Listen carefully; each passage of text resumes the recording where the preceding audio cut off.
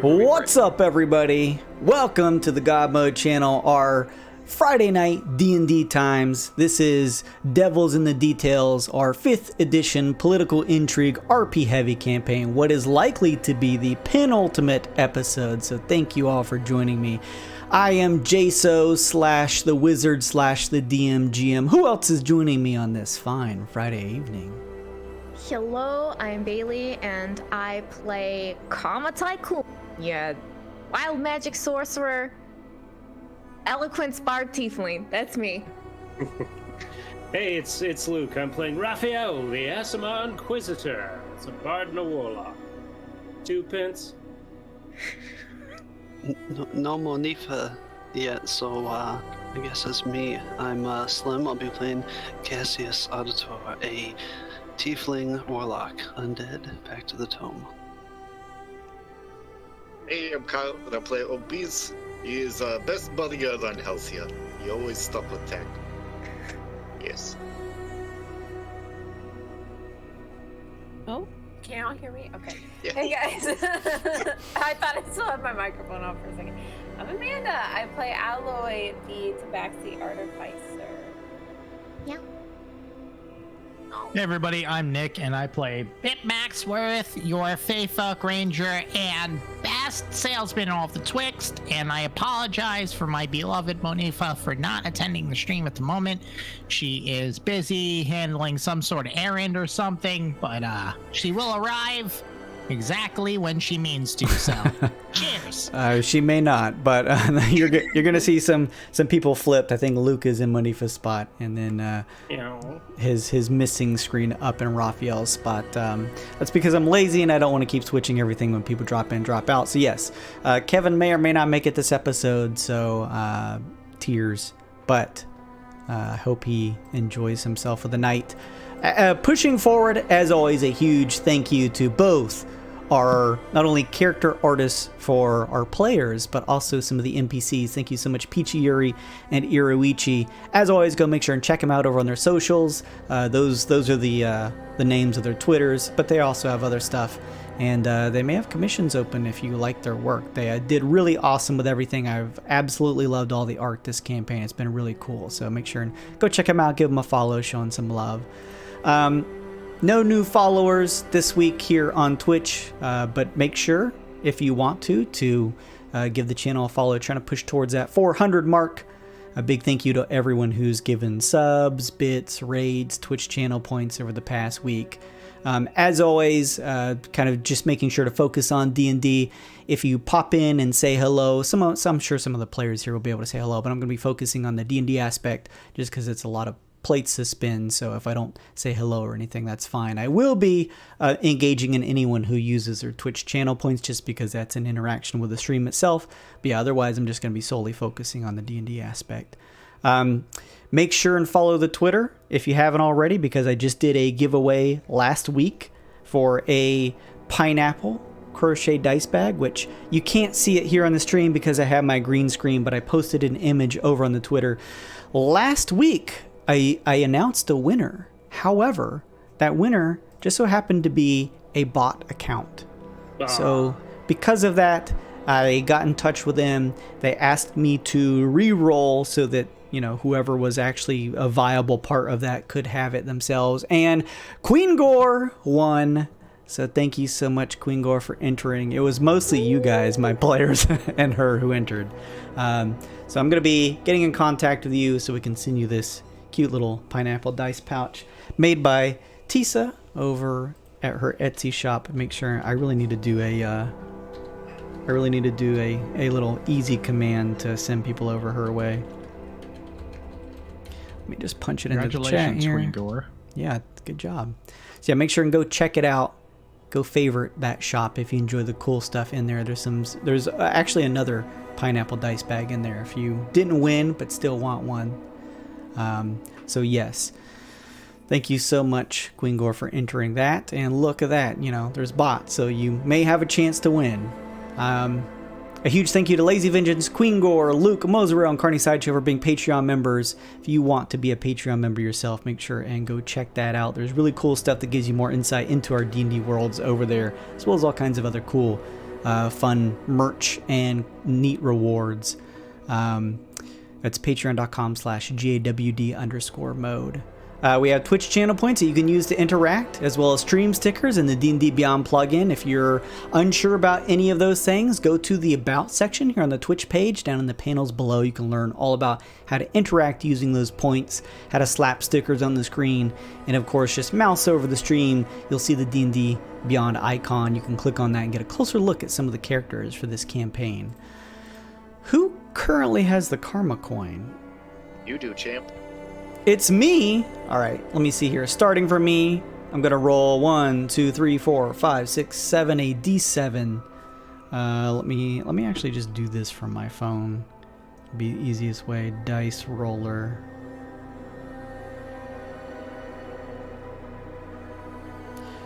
Here we go.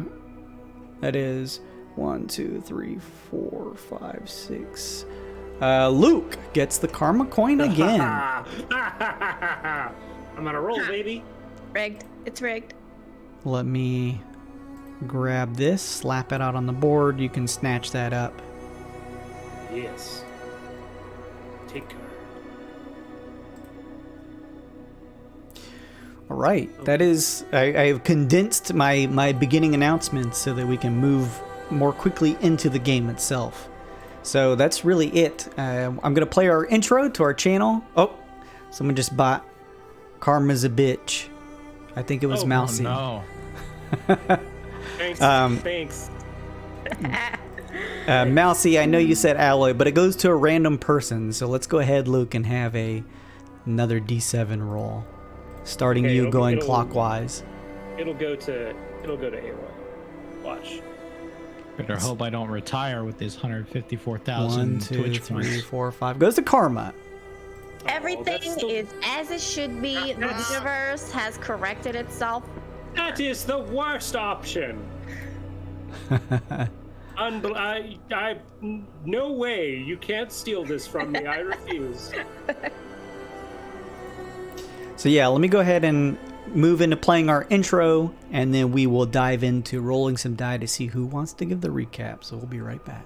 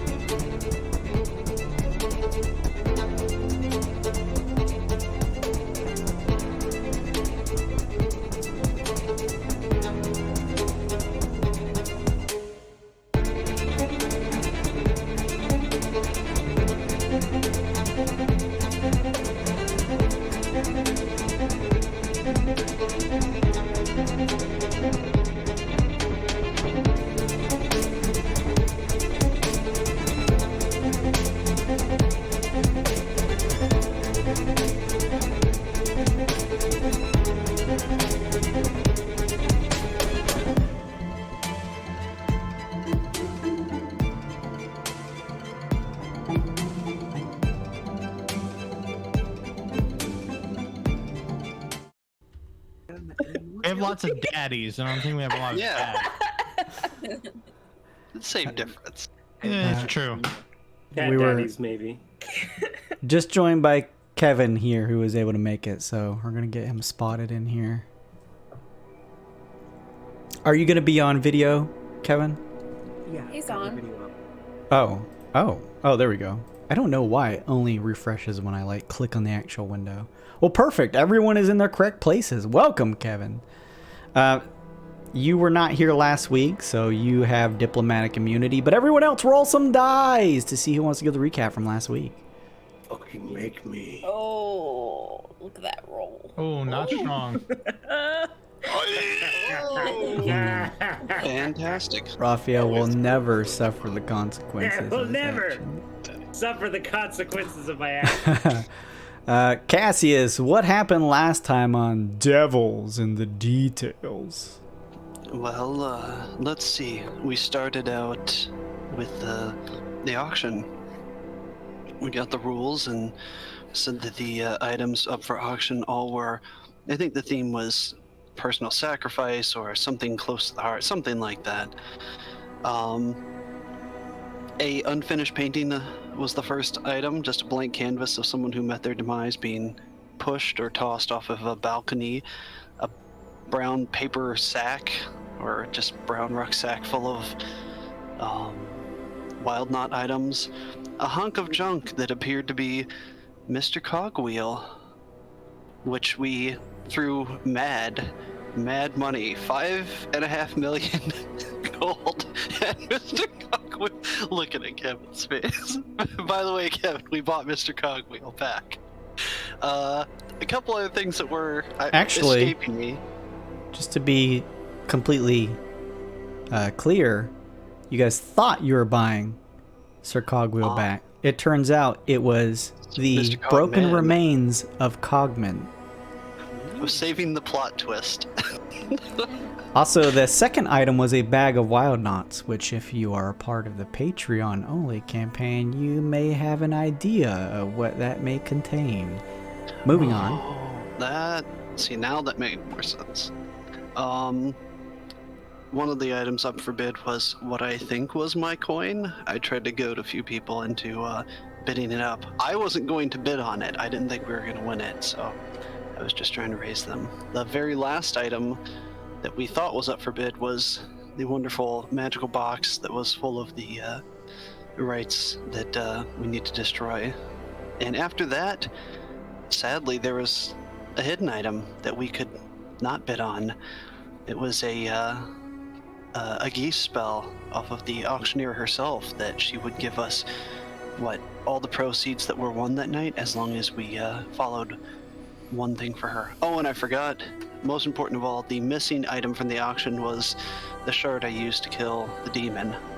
She just kind of gave me a wink and said, meh. After that, we proceeded to go talk to Lom, tried to get the box open. The box absorbed any magic we cast at it and wouldn't let us open it. She said she was going to work on it. And then with a side deal with one of the patrons at the auction, the crazy old lady, which I cannot remember her name offhand, we met up at Tendrin Talking Pillar about Jude? Jude, it was Jude. Mademoiselle Jude. Yeah, she wasn't what she seemed to be when we got to Tendrin Pillar's place. We got inside and met our grand demon friend himself, who wanted to have a long conversation with us, asking us what our end-game goals were, what we really wanted, what the password was to get the box open, and that whatever we were doing was destined to fail, because should the box be open, the armies of hell would rain down upon us. If it doesn't get open, he's got a contingency plan that he'd still kick our ass in one way or another, and that whatever we were going to do was all for naught.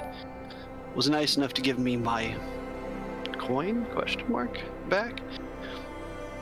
Conflicts aside, Tendrin said, no fights, neutral grounds, let's get out of here. We all agreed to go talk to Lom and try and figure out what we had to do, and I think that's where we ended. That is correct. Very good, Slim. Thank you for that recap. Yes, you had just finished having a conversation with who you initially thought was going to be Jude, but as it turns out was Lord Daedramir in disguise, who you have now confirmed, at least from what he says, that he is one of the sons of Lord Grotz, the demon lord of decadence and no restrictions. He gives in to indulgence and prefers any he wishes. That is his shtick. So he seems to be running this operation from Azagrat, his abyssal home, and it is up to you all to put a stop to the ritual of vile coupling, which will, according to Lord Daedramir, during that meeting you all had in the club, pull the entire city of Halcyon into the abyss itself, where it will be invaded by demonic forces and bad times all around. So as you just begin to leave Tindrin Pillar's place. Who currently holds the phone communicator that Leshy gave you? Is there anyone in particular? Monifa. Do I have that phone also? I know I have Lam's phone. Oh, wait. I What think was... that's me, I think. Oh, yeah, probably. You would, we'll just say it's you, Raphael. You feel Okay, a sensation in your pockets coming from the phone, this kind of round, golden device. Moshi Moshi? No, I don't say that. As you pick up an answer, you hear on the other end what sounds like the voice of Dazel.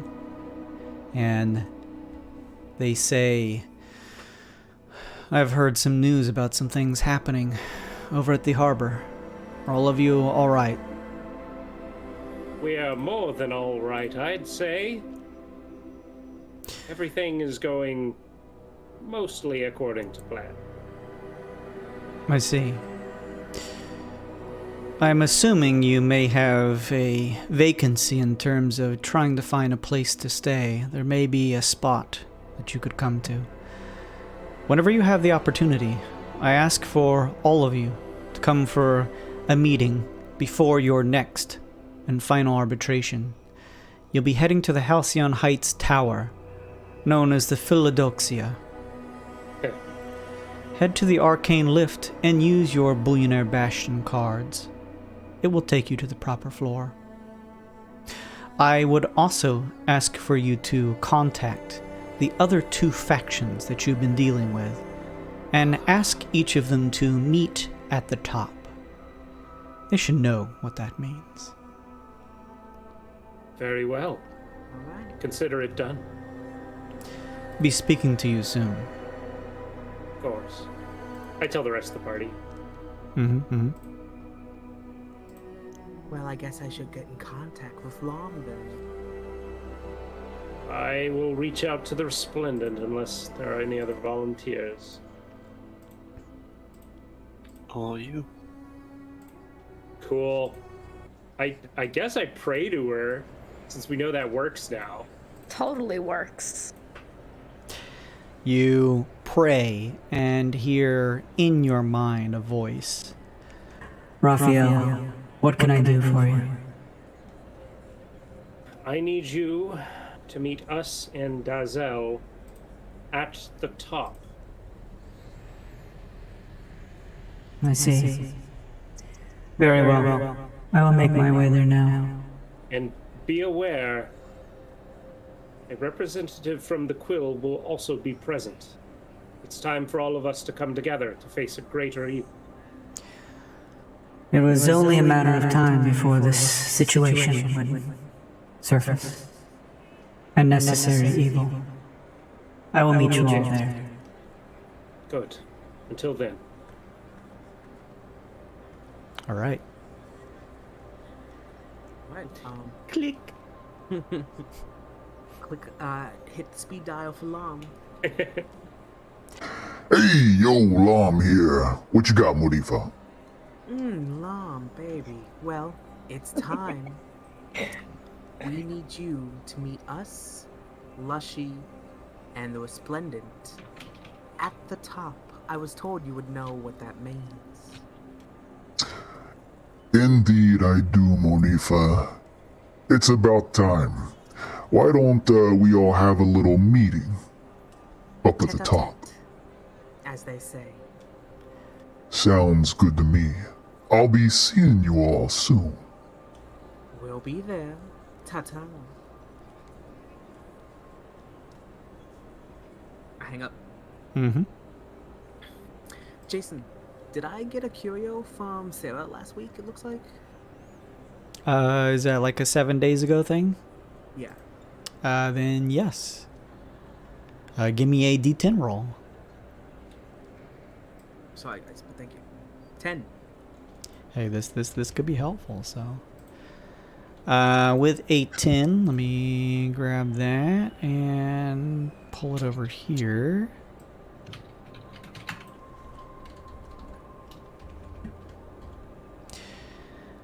me see here. Okay. Jagged shard of emerald containing a drop of iridescent ichor. When impaled into the flesh, the curio dissolves and grants you 5d8 temporary hit points. Ooh. Excellent, thank you. As you all finish this, you realize you're still standing out in the Aurus Passing, not too far from Tindrin Pillar's residence, on top side. So, I don't think we have anything else to do. Maybe we should just go directly there. What do you guys think? I mean, yeah. Yeah. Talk to them. Prepare later. Oh, go ahead, Alloy. Oh, I was gonna say maybe now's the time to stock up, but I think we'll still have some time after the meeting, at least. And it does sound like everyone's heading that way now, so we don't want to be late. To the tower! You all begin to head for the tower. As you all make your way through these city streets, moving in between the peoples here, Halcyon's residence, you find yourselves entering Halcyon Heights, where the verticality of the towers of the city begin to rise higher and higher into the city proper. Eventually, you find yourselves standing before the towering presence of the Philadelphia Tower. You all enter into the main floor, making your way over to the lift.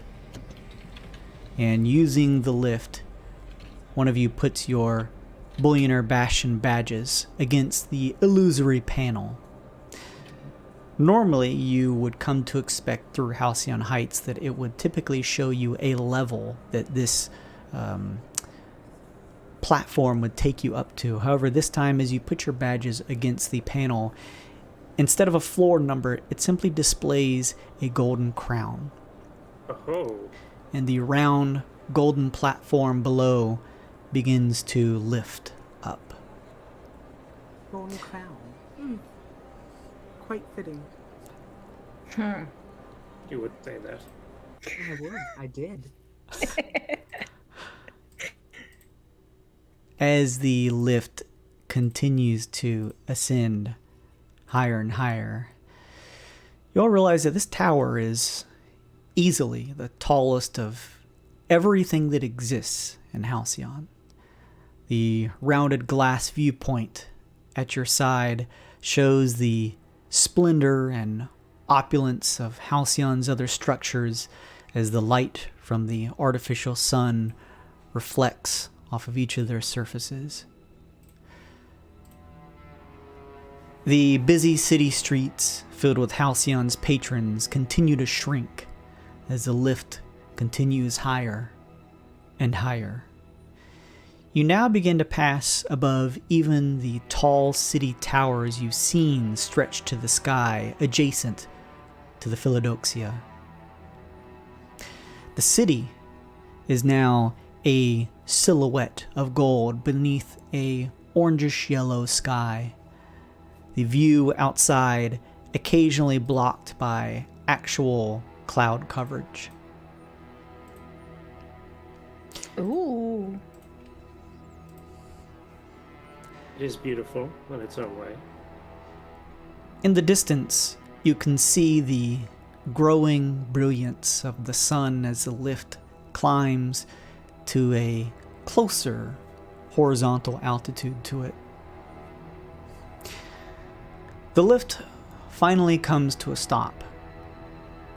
The view hidden again by a cloud. The two golden doors on your other side from the viewport open, and each of you step out onto a red carpet that leads you through a narrow hallway and into a long, magnificent room. One that each of you instantly recognize from its opulence, despite ever having actually stepped foot in it. And I'll move you through your maps here.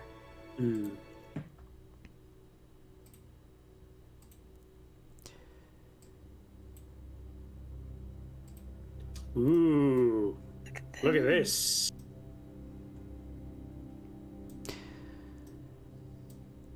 As you step into the room here, it's quiet around you, except for the sound of your footsteps down the marble staircase. Up ahead, a long entryway with columns aligned on both sides, the soft glow of candlelight attached to each. At the far end, a grand window looks out to the sun itself, its piercing light showing through the halls before you. A large golden throne sits vacant, draped in the sunlight. Standing before it, you see everyone you've come to work with up until this point. Dazel, Lushy, Lom, and Ender, in what looks like her subdued form.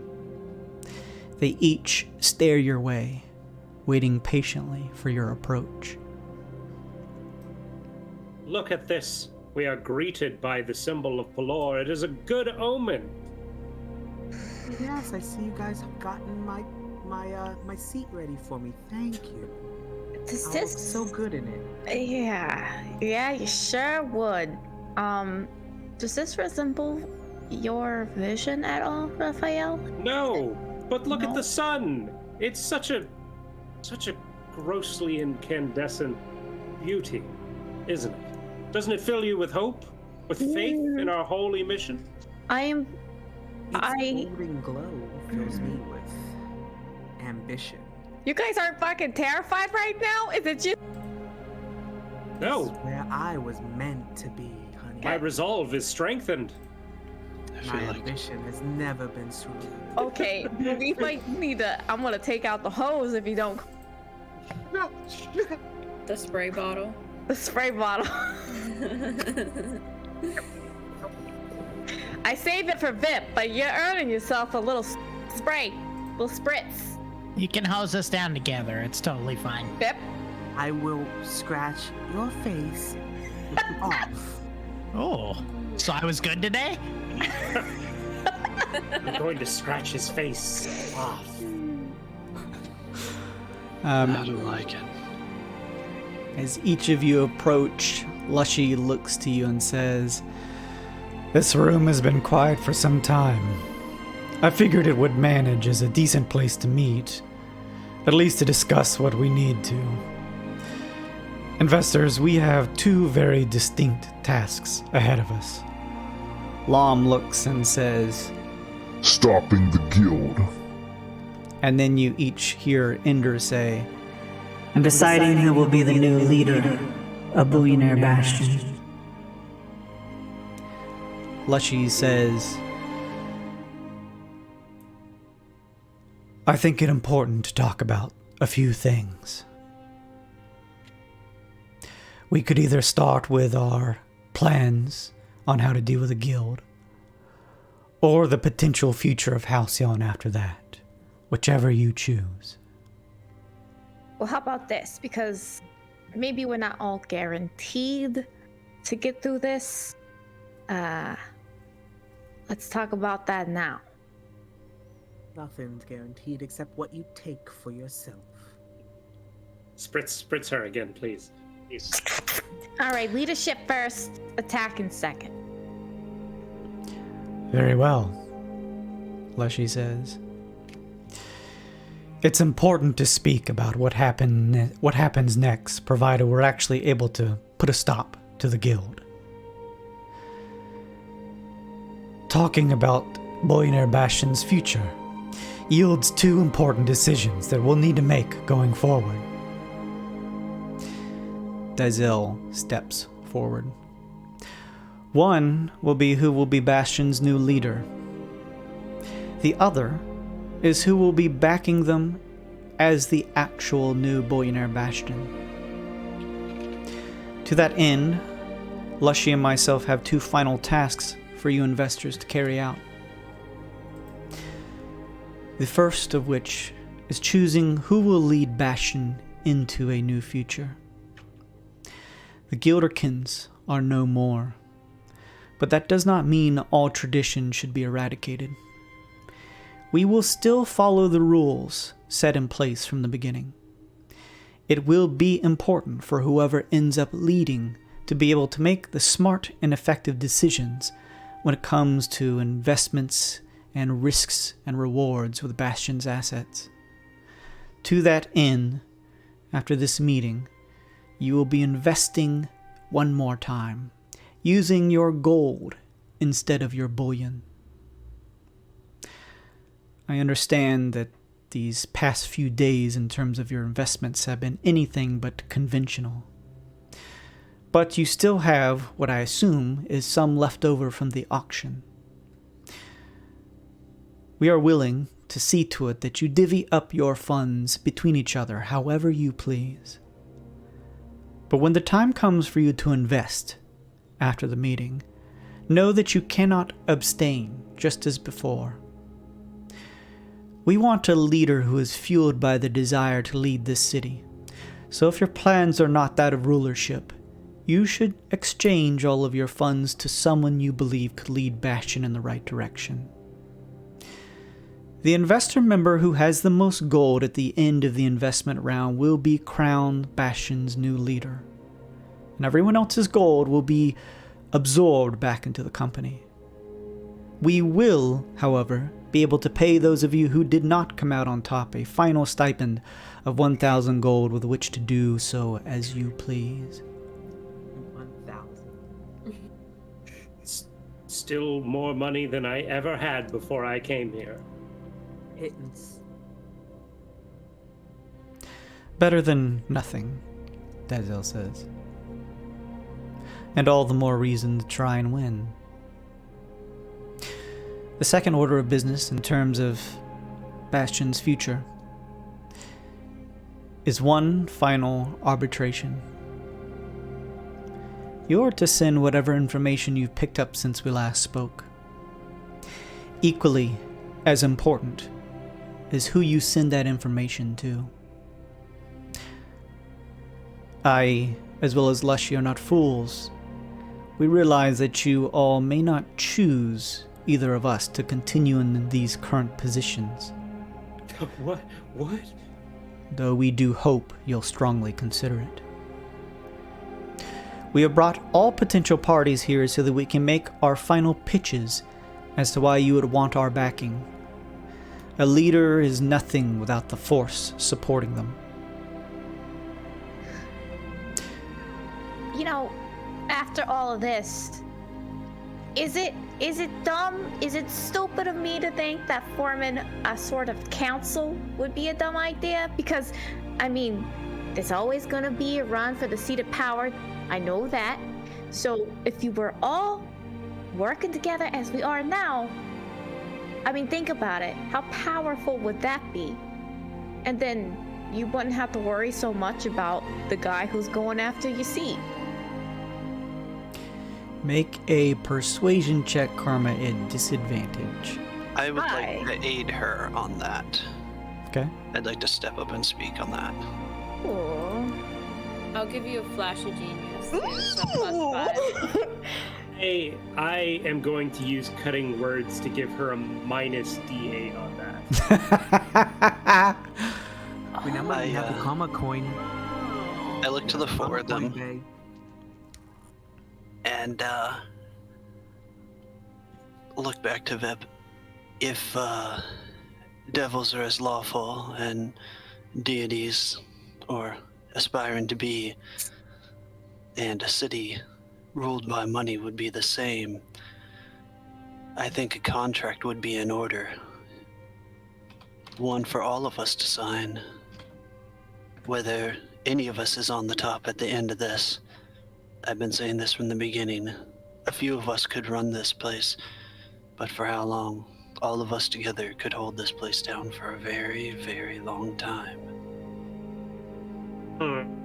Okay. Raphael just gives a divisive You notice that Ender, Lom, as well as Lushy and Dazo are looking to one another with not much of a, they're sort of lower browed. There seems to be some conflicting ideals here.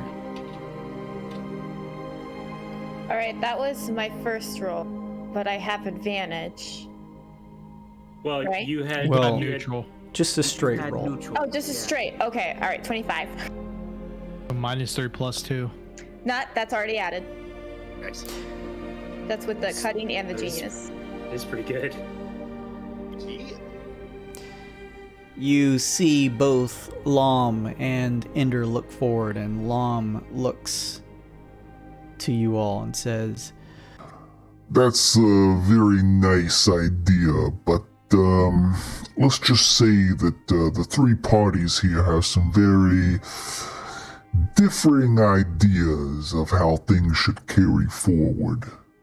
As a citizen, you are all idiots, but okay. I'm glad I'm not gonna be a leader. It's very disappointing to hear. Well, there can still be one that comes out on top and then integrates the feedback from the other three involved parties. That way, the buck, as it were, still stops with the crown, but Halcyon could be a more evenly ruled kingdom. I still think there should be a single leader, though. Well, it sounds like that's how it's gonna be. Great! I would Yes. be willing to listen to all parties involved, just throwing it out there. Would you? Including me? But it don't mean nothing if the leaders... As of, It don't mean nothing if the leaders don't want to work together. I don't think I'm as much interested as what you would do as opposed to what you would do if you didn't end up on top. Oh, I would continue doing what I am good at. No. I won't drown with this city, regardless of what happens. Oh, not you. I mean these four. That's a good question. What would you guys, if your faction didn't end up on top, what actions would you take at that point? who do you specifically ask this to? Just everyone, or? Just, looking at all of them in turn.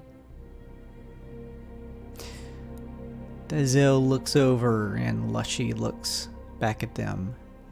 Lushy says, both of us have been working in these positions for most of our lives. We intend to stay here in these positions.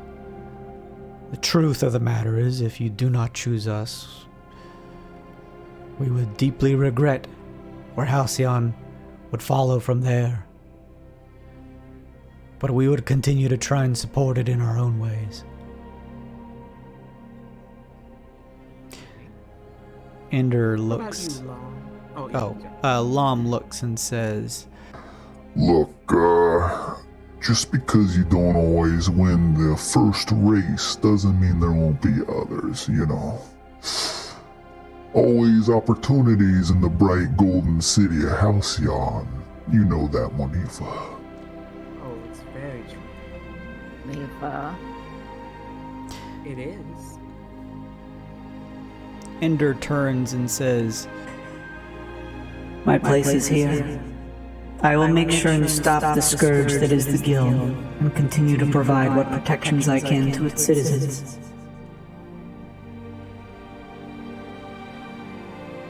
A noble goal. Lom turns and says, Speaking of, why don't we talk exactly about providing, our cases for why you should choose us, huh? I mean, what can I say? I'm your Lami Mommy, and I've been looking out for each of you this whole way. Yeah, mommy. You know me better than most everyone I worked with here on Halcyon. You know my motivations. I came here to ensure that Halcyon is course-corrected by ridding it of the guild. I've also got an eager list of devils ready to take up their positions in Bastion. And you're gonna need our knowledge demons, because even if we do kill the Sheen, it will not be the last of them. And who better to fight demons than devils? We've been doing it forever. Plus, at the end of the day, I love gold just as much as the next she-devil, and I'll make sure whoever ends up sitting in that seat is showered in both coin and power.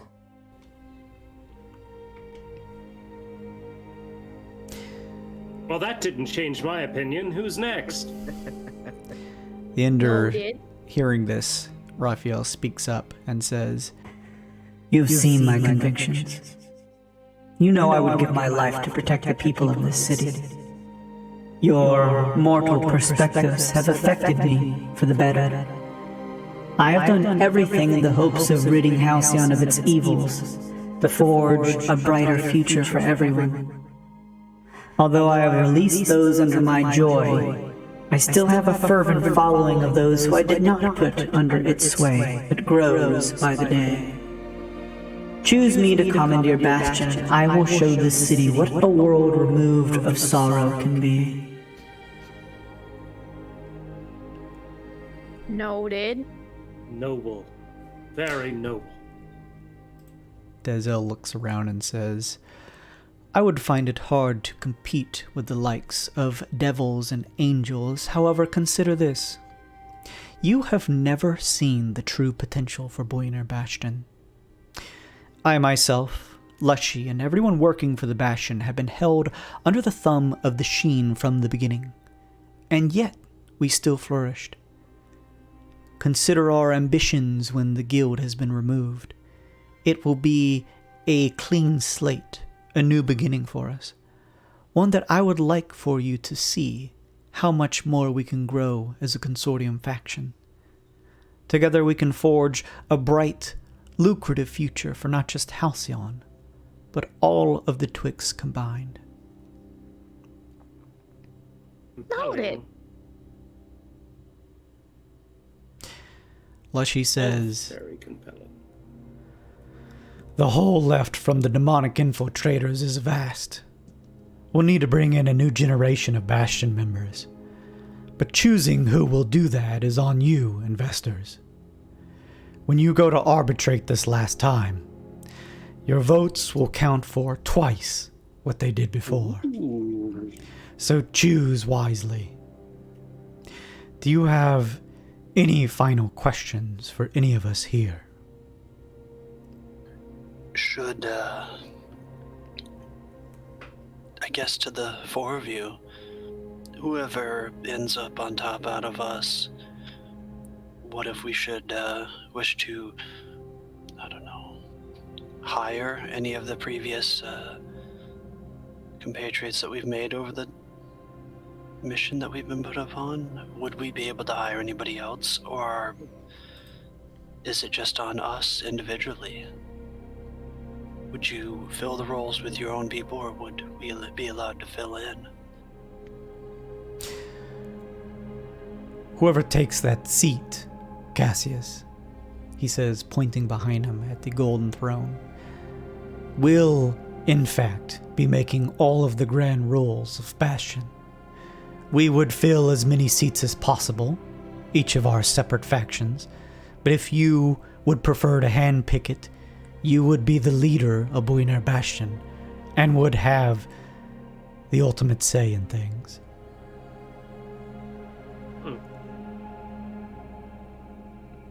Bastion will be guided by the person that sits in that chair.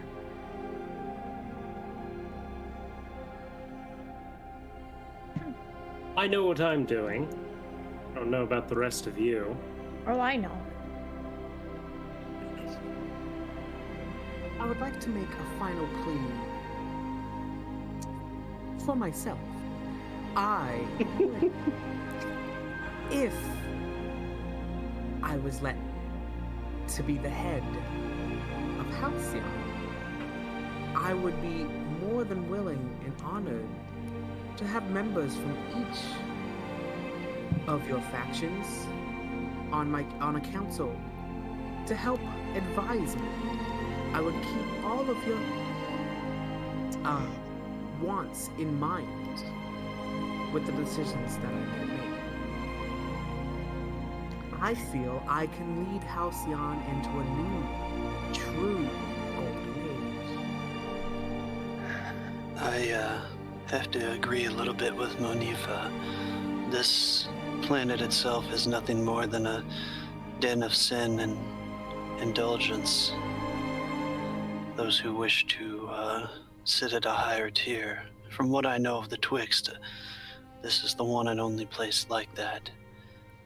Should it change too drastically, I feel that the gluttony and spending might venture out elsewhere. It's better to keep a little of it here to maintain it and see, keep a better eye on it, so to speak. Maybe. I have faith. I have faith still in you, Cassius, to lead. I know that this is a test that Joaquin has set forth for you. Don't sell yourself short just yet. I mean, there's a reason she saved you. No. Do you truly believe, Cassius, that this is your fate? To lead Halcyon into a new age? Do you feel that you are the right person for this job? It's either that or I'll die trying. Whatever she wanted me to do, she hasn't made it very clear to me. And if it doesn't work, I'm gonna wither away anyways. I'm gonna hold up my hand. Yeah, you're looking kind of pruny there, but here's this. I mean, wasn't her answer of saving enough? Now you get to stick around and save the Golden City? Isn't that kind of like poetic? Maybe she saved you so you could make your own path. Is it supposed to be here? Is that truly what you feel? Get the water bottle. You don't sound very determined. You don't sound like your heart is in it. Like I can guarantee you all that mine is. I stand 100% behind Halcyon. Then who better to lead this place than a soulless half-demon? Someone whose soul rests with the survival of this world. My soul rests in the very money that helped shape this place. Not after we remove the guilt. I'm gonna hold up the coin and toss it to Raphael. What do you think? Is it still in there? That's an interesting question. Is there anything I could do to detect that in like actually detect that, Jason? Give me a Arcana check or religion check. That's the one. What, Identify do anything? I don't have Identify. Identify may tell you some stuff. I look back to Cassius as confidently as I can, and I walk up and say, I know it. I know it's still there.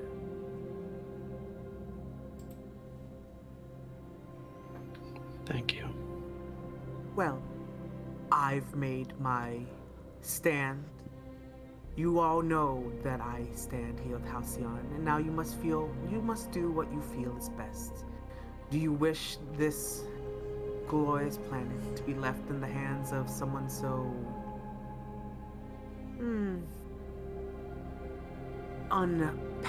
impassionate? No offense, Cassius. I just don't think your heart is in it. If I've learned one thing from years of living in a casino, it's you keep your cards close to your chest. And that's how you get a knife in the back. Already happened once. I mean, Monifa's clearly in it to win it and got the passion. I can't argue that, but I mean, with hearing and knowing Cassius's story, I just feel like maybe this is the reason why he was saved after everything. I mean, if you don't feel it though, Cassius is... You gotta believe something at some point, or not, I guess. My only fear is being here at the end. Past that, I have plenty of plans and ideas for this place. He fears being here in the end when it's all that I want is to be here. Oh no, I hope you're still around, Manifa. Trust me. I'm just saying, I don't fear my future or that chair. So if saying you are voted as the new leader, Cassius, you're not just going to throw it away, or are you just going to throw it away to someone else? I would never throw away that opportunity. Ah, okay. Well, I hate to point out that your plans may be short-lived, but you certainly seem to be true. Short-lived. You think that you don't have much time left to live. I think we know that. Well, maybe this is what's gonna save him. And if it doesn't, there's always Monifa. That is why I ask. What is your plan for your imminent demise? I wish I could find a less doomsaying way to say that, but Should I die at the end of this? I'll die eventually, but if it's immediately afterwards, well, I guess I won't have to worry about that, because you guys will be fighting for the throne then. I won't have much say if all of my money, bullion, or whatever's left is absorbed back in. Fair point. I'm only looking... Are you saying you intend to die before this decision is made? No. I fully intend to live and take the offer that you guys have given me. Well, yes, but I am asking because you are going to die soon thereafter because of your bad arms. What is your plan for this? You do not have long to change Halcyon for better. Well, I would appoint who I feel is best to put in power to run this place after I leave.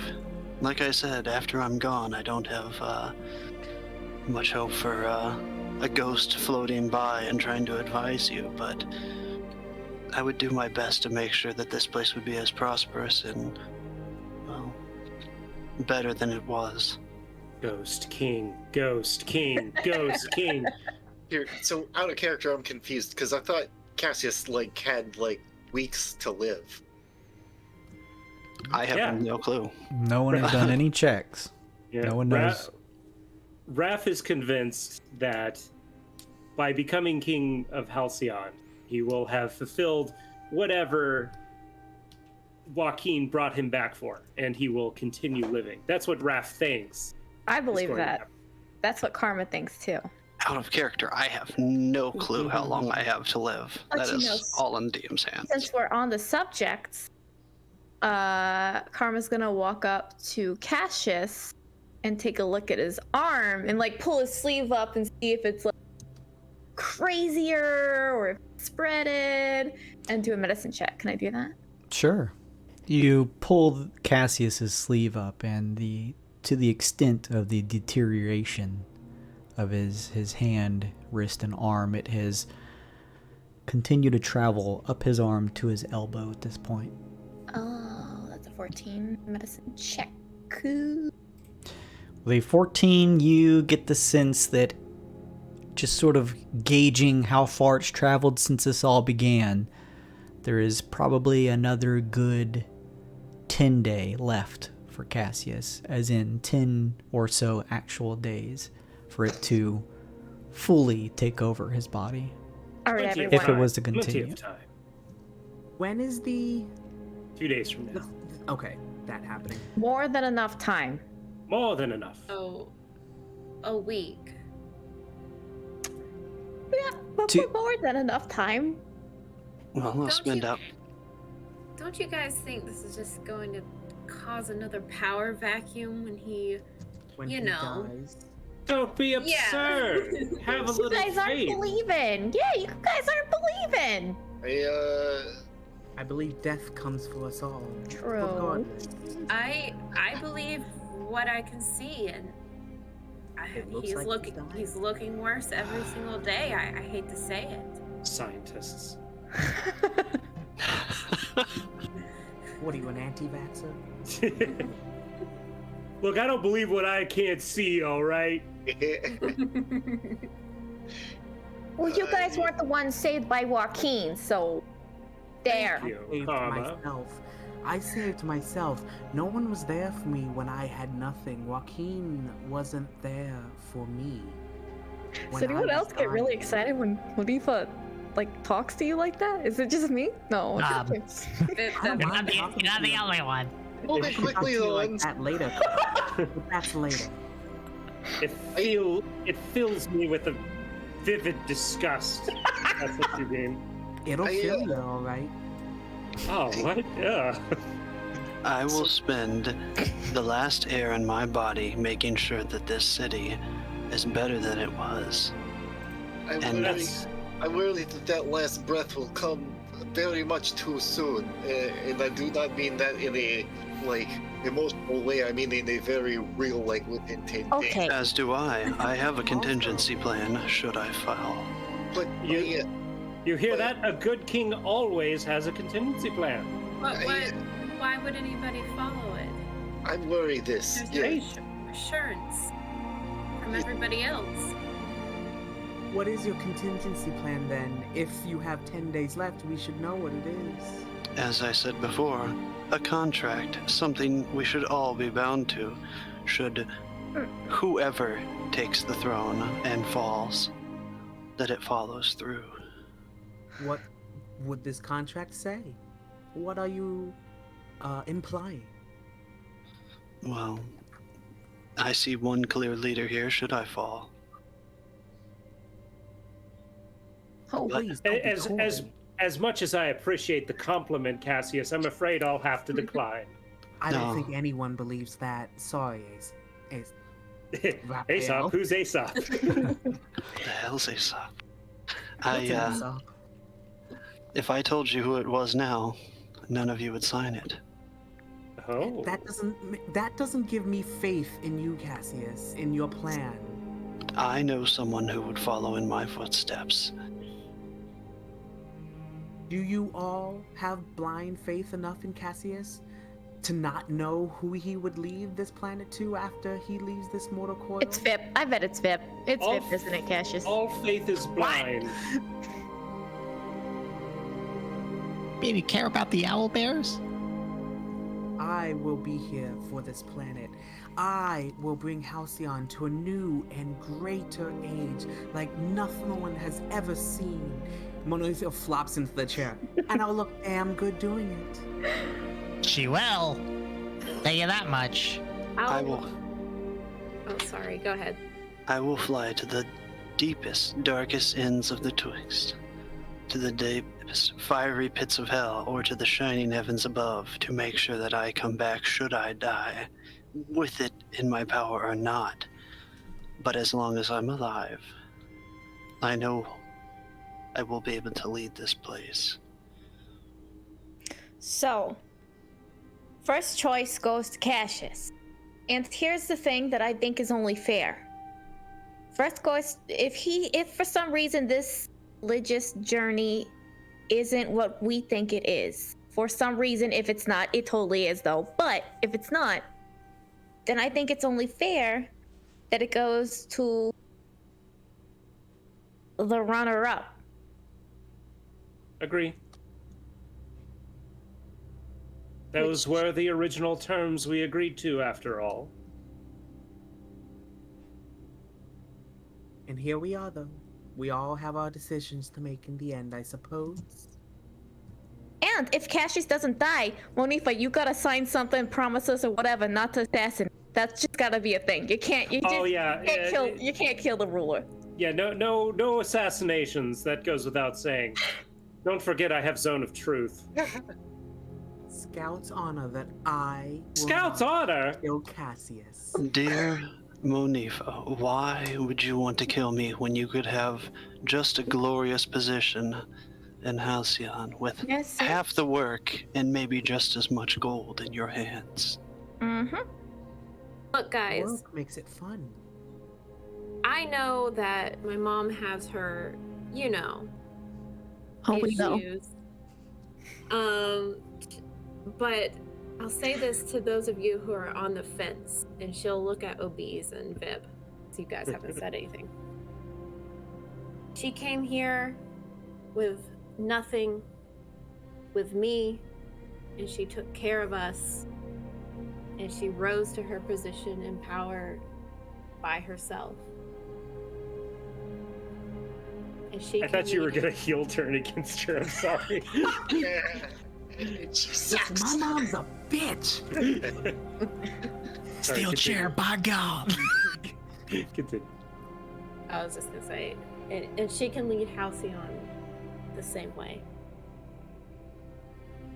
Yes, I have to say, Cassius, without plans for your, like I say, very imminent demise, I cannot vote for the question mark of what will happen if you dies. I already told you a contingency plan on who I would put in the throne. Every king who has been usurped had a contingency plan, my friend.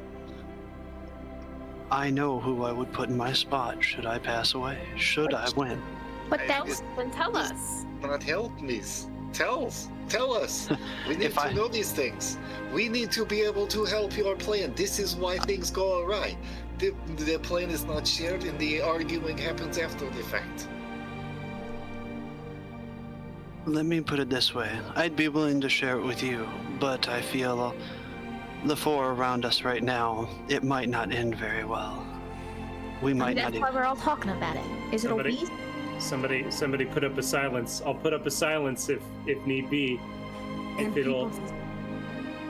People say they can't trust me. I laid all my cards on the table. And that's what we're gonna continue to do. There's no secrets between us. This is how. Apparently there is. Apparently there is between Cassius and some of us. He said it himself.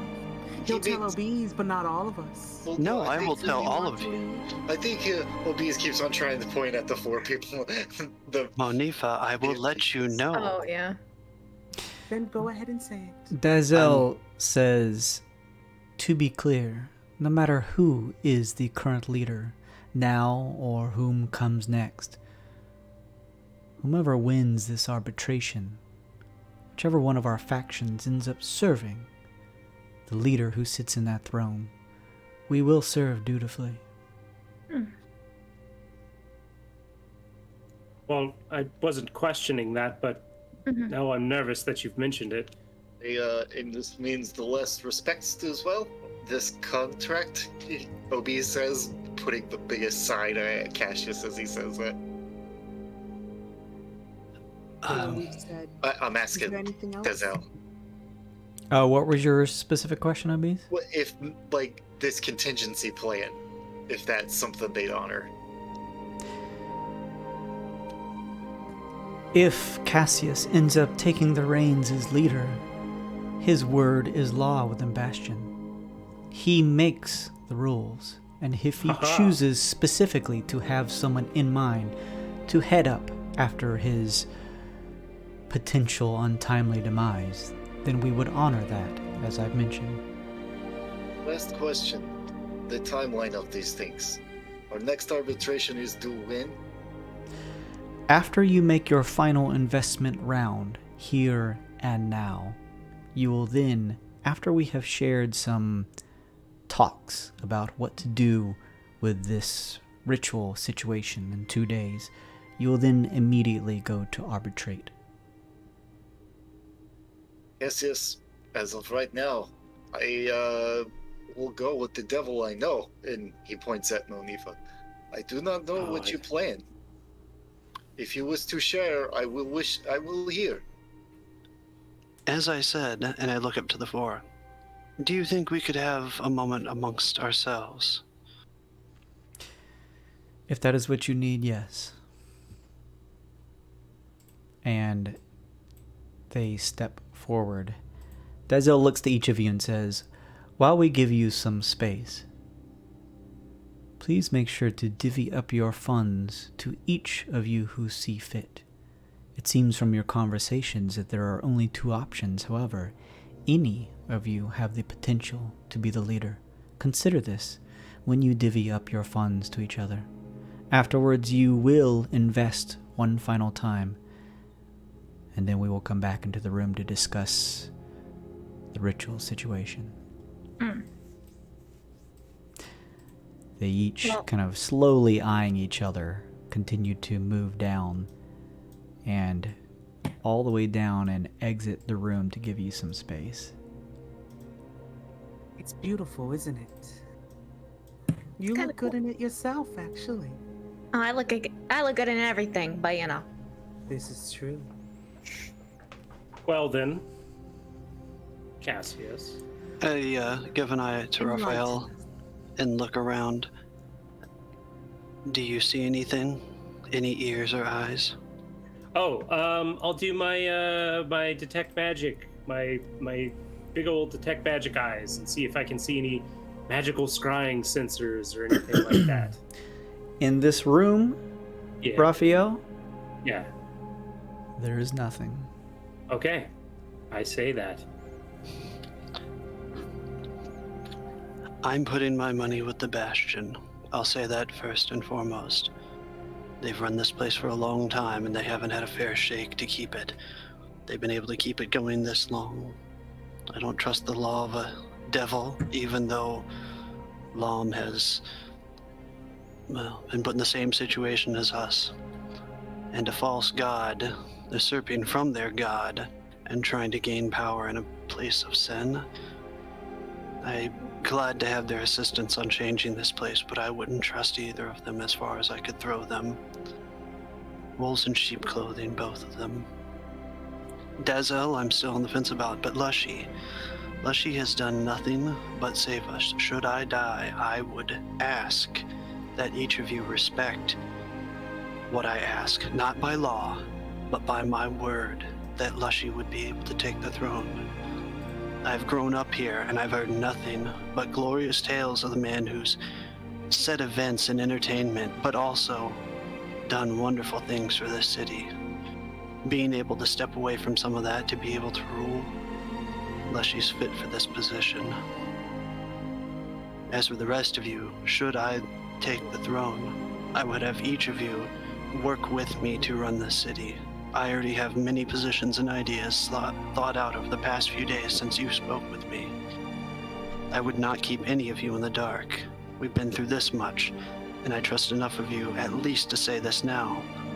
Whether you want me to step into a zone of truth and say this again or not, I'd be more than happy to. I trust you. And I adore this plan. My mind is made up. Yeah, I agree. Only if I get to choose my position as off-world merchant. But that's, yep, I agree. Now, Nifa, you specifically, I would need your help. I would look to you, especially in this city, for what it's worth, its weight in gold.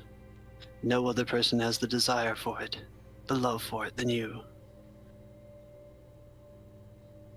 I appreciate your words. And I suppose your plan isn't horrible now that you've shared it. I still am not gonna lie. I would like to rule. I do feel like I could lead Halcyon. But I suppose that's up to everybody.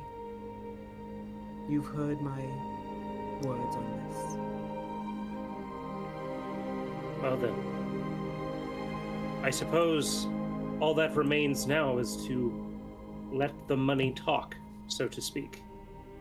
If I can ask one last question, are you satisfied with my words, or do you want to know more?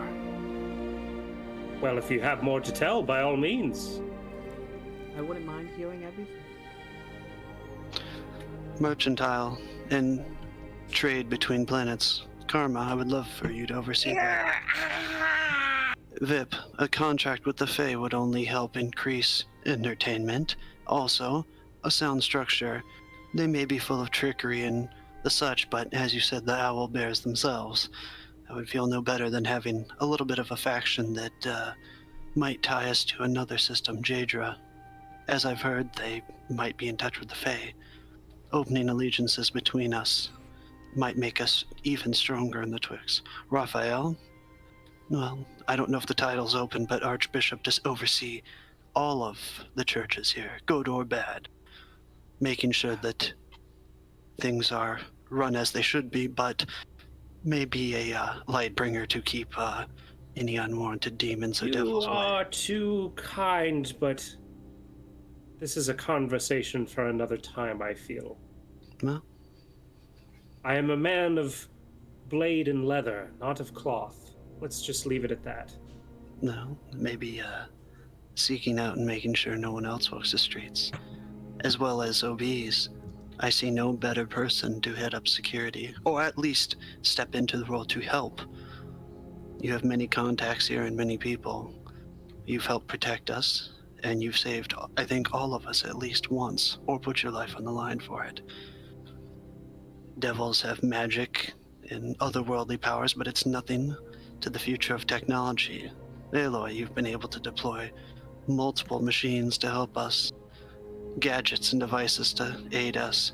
I don't see enough of that here, other than for petty entertainment. Gold eye and magic can be dispelled, but it's a little harder for what you create. Monifa, this place is a den of entertainment. Glorious, wonderful entertainment. My family, a part of that. Should this be the richest, most powerful city in all of the Twixt? Banking, finances, the such. You know gold, and you know how to move it, and you've seen it move. I'd like you to join me on making sure that it continues to flow in the right places and not to places it shouldn't off planet. I would, not a banker position, but a key example of what wealth could be. They would look to you.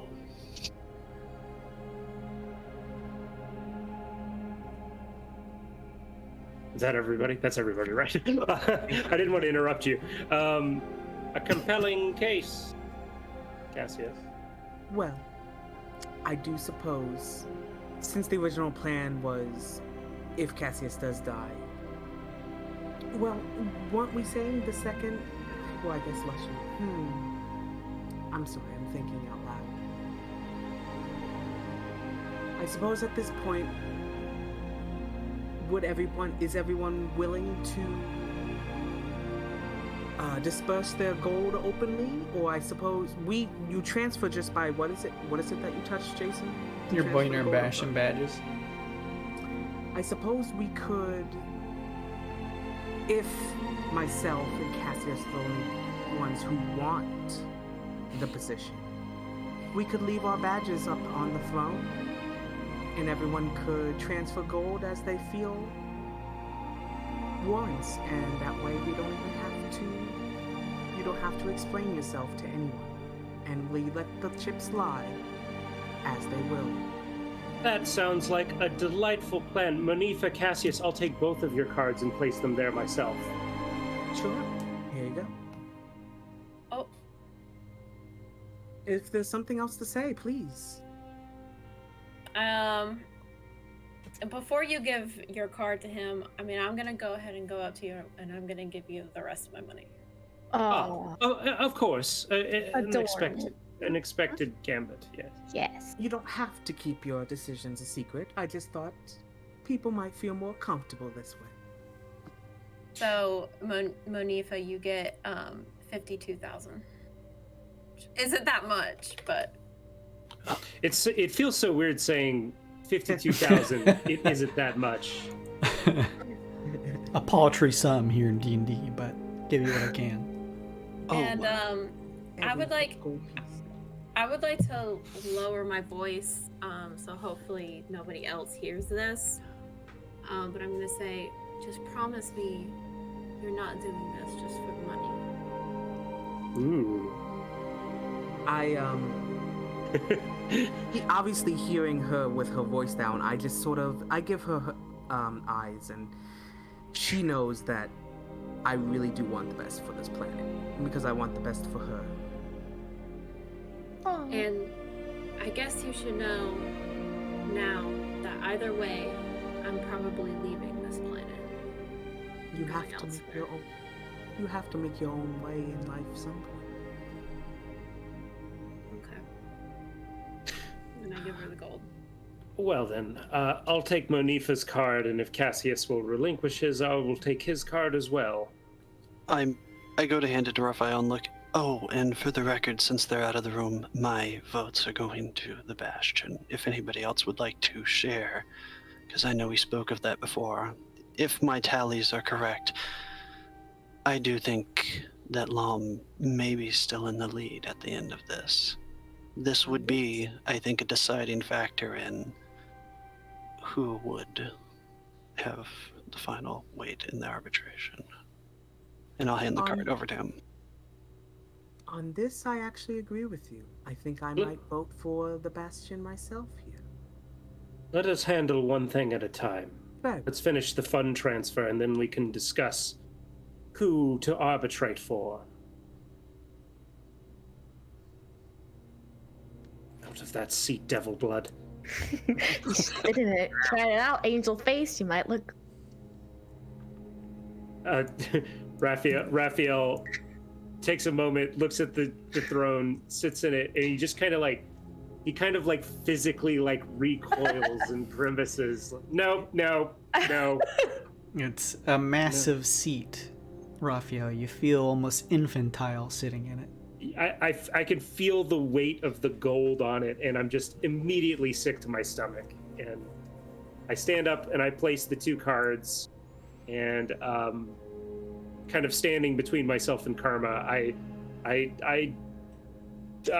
do this, Jason. I guess we're whispering, right?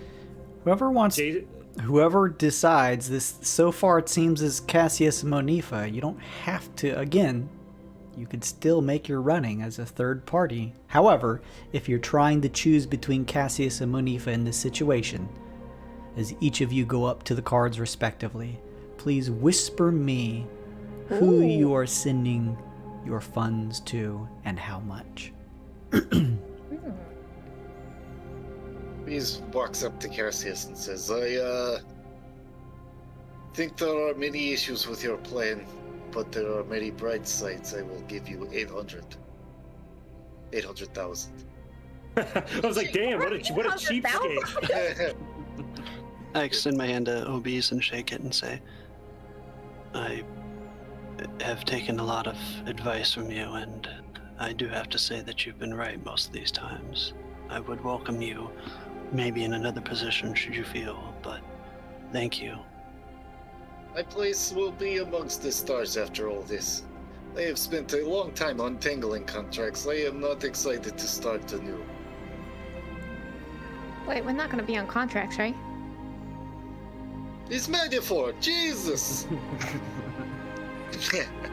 I highly recommend contracts for everything. All right, did everybody do their transfers? I have one more. Jason, I messaged you. That's how much I currently have before Obeez gives me anything. That's fine. We're gonna move over to the investment page once this is done, and I will ask you to input your numbers. Why are you rolling, Obeez? Why are you rolling? Obeez sloppily, underhandedly passes 4,000 to Monifa. Sorry, 400,000 to Monifa. You have so much money. I'm good at investing. You guys? You're as conspicuous as a traveling circus, though. Shame.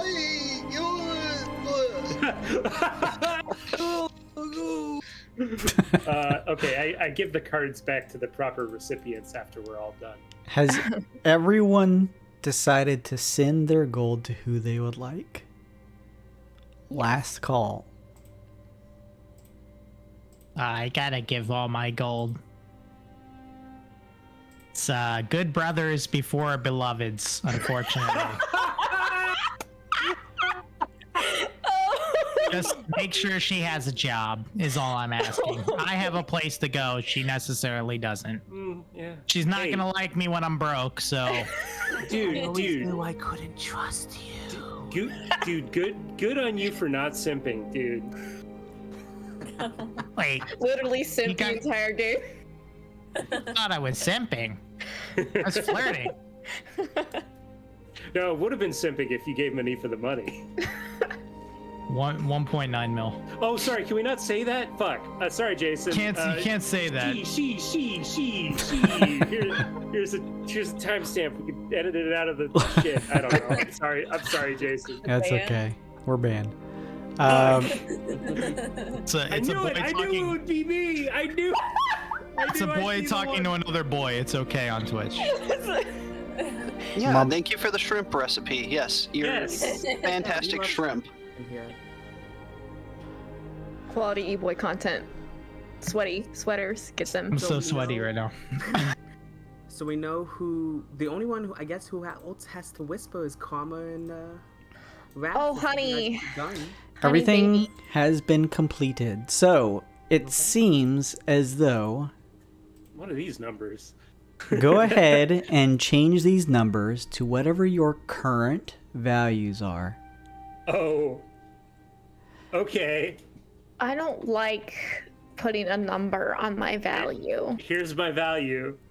Vip, you transferred your money to Munifa. Munifa, did you add that to your total? No. I'm sorry. You transferred it to Cassius. I'm sorry. current. Did you add that, Cassius? It wasn't a shrimp. I can't believe I'm fucking lower than. Wait, 1 bullion is 1,000 gold, right? However, yeah, but don't pay attention to these numbers. You're gonna add in just the actual value of your gold. Oh, like literally the. Okay. Yeah, because that doesn't matter anymore. Yeah, They're not even numbers. I was about to have 0.1 bullion. So Yeah, no. Nice. that wasn't gonna work.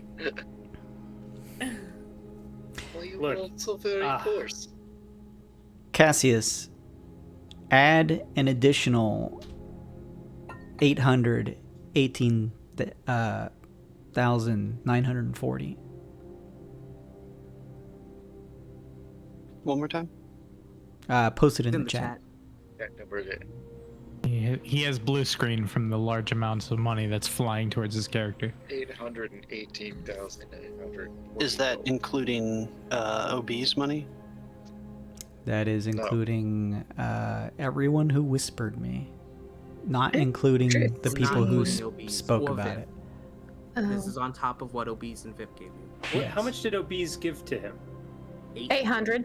400. Eight- Oh, did- yeah, 800. Then that number's super wrong. That's No, what guys. I'm saying. No. This is just the stuff that was whispered. Yes, Mine was this not is whispered. just whispered stuff. Oh, okay. Yeah, that was what was whispered to Jason. Oh, okay. That's where I was confused then. Yeah. Okay.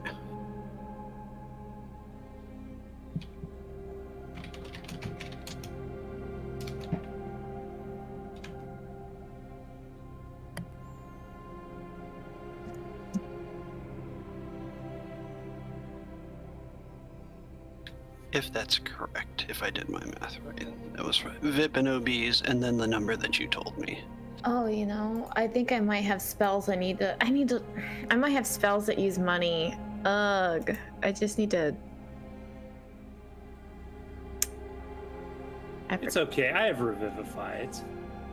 You'll have $1,000 from them. Okay, we're instantly getting 1,000 then. Okay. Yeah. You could always take out a loan from old Raph. Very affordable interest rates. You're my friend. What's the worst that could happen? Exactly.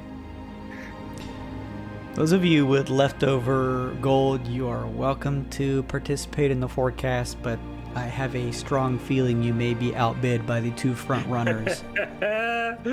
Oh, shit. So more specifically, Cassius and Munifa, you have the three companies before you: Mysticorp, Omega Acoustics, and Voidistries. Mysticorp expected to hold steady. Omega Acoustics as well as Voidistries expected to rise in value. Where would you like to divvy up your funds? If you need extra tokens, please let me know. One extra token. You got Let it it. ride. Let it ride. What are you guys doing? Put it all on one. Gamble it all. Risk it all. Yeah, we're gonna carry all this money. Monifa, where would you like to put yours? Do you need an extra token? Probably not, but Okay. I'm thinking. It'll just, yeah, take your time. Let me know if you want one. Burn it all. Burn it all.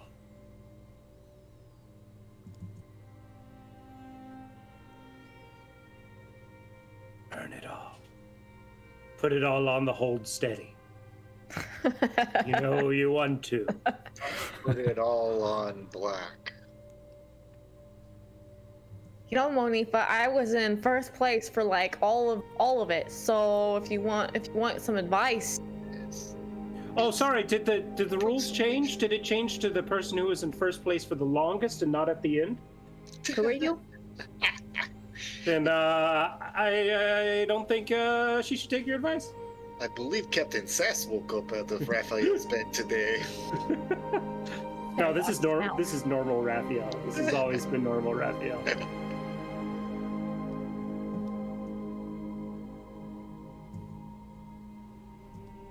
Yet the two pokey puppies still sleeping. Where are you with this? Come here, baby cat. Where's some cash? Come over here. Auntie Karma's got you good.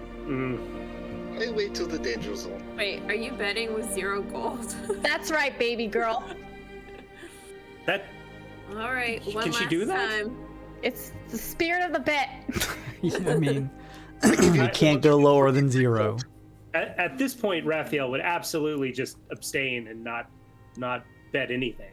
Well, oh no, I can't abstain, can I? You just gotta throw it somewhere. You should hold steady, Raphael, if you don't want to win big. You know what? Okay, I'm gonna put it all on hold steady. At this point, Raphael has more money than he could have imagined before he came to Halcyon with 3,000 gold. 3,000 bucks. Now, Monifa, to be clear, even if you put your investment on any of these companies that Cassius already has, and his investment is higher than yours, it doesn't matter how much it rises, he will still automatically win. It's true. Come on over to hold steady, baby. Yeah. If he dies, then you're still in first place. Also true. Also true. Got money on it now. Unless Hold Steady goes down to like a 1 out of 10 and Omega Acoustics goes to a 10 out of 10 and Okay, Vip has the biggest upset. Everyone gather around, and Obeez finally pulls out charts and stuff and shows you that is mathematically you are more likely to lose on the Hold Steady you better fill the deal. You're not filling the deal. on the rise. If you go to the rise, I've then been you listening to the fairy the entire time. Better fill the deal. chance than 0. The bets have been placed. We will find out the results next episode. Oh. Yeah. Each of you finish doing this, placing your investments, using your badges. You find yourself still in the throne room of Billionaire Bastion. That is why investing is much like pork.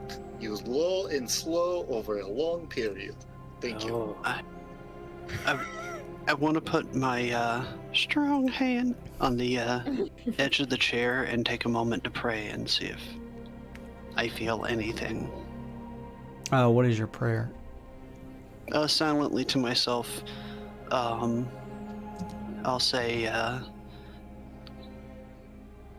actually, I'll write it down in my ledger, my spell book. I'm going to write a message to Joaquin and then put my hand on the chair. If this is what you've put me here for, I'm no closer than I can be right now. Have faith that I will do what you need me to do. I will run the city in your name and for not only its glory, but yours. I only hope that this is the path that you laid before me. I'd ask for a sign, but I don't know if you're able to. I will try to save you or show glory to your name.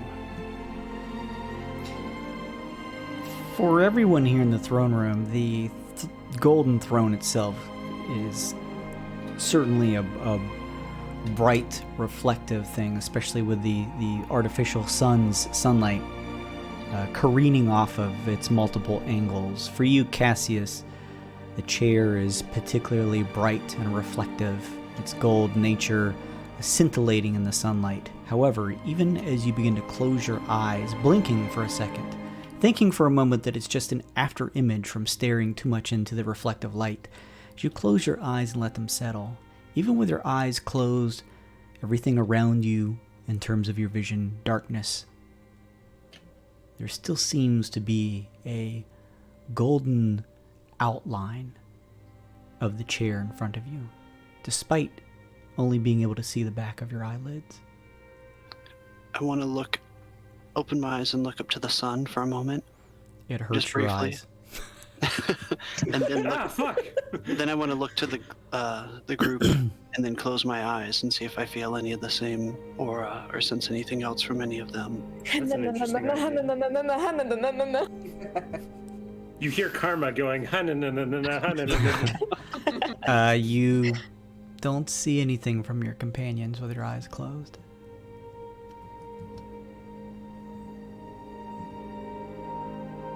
That's it. Okay. There's a blue after image as you kind of blink a couple times from staring at the sun. Stupid.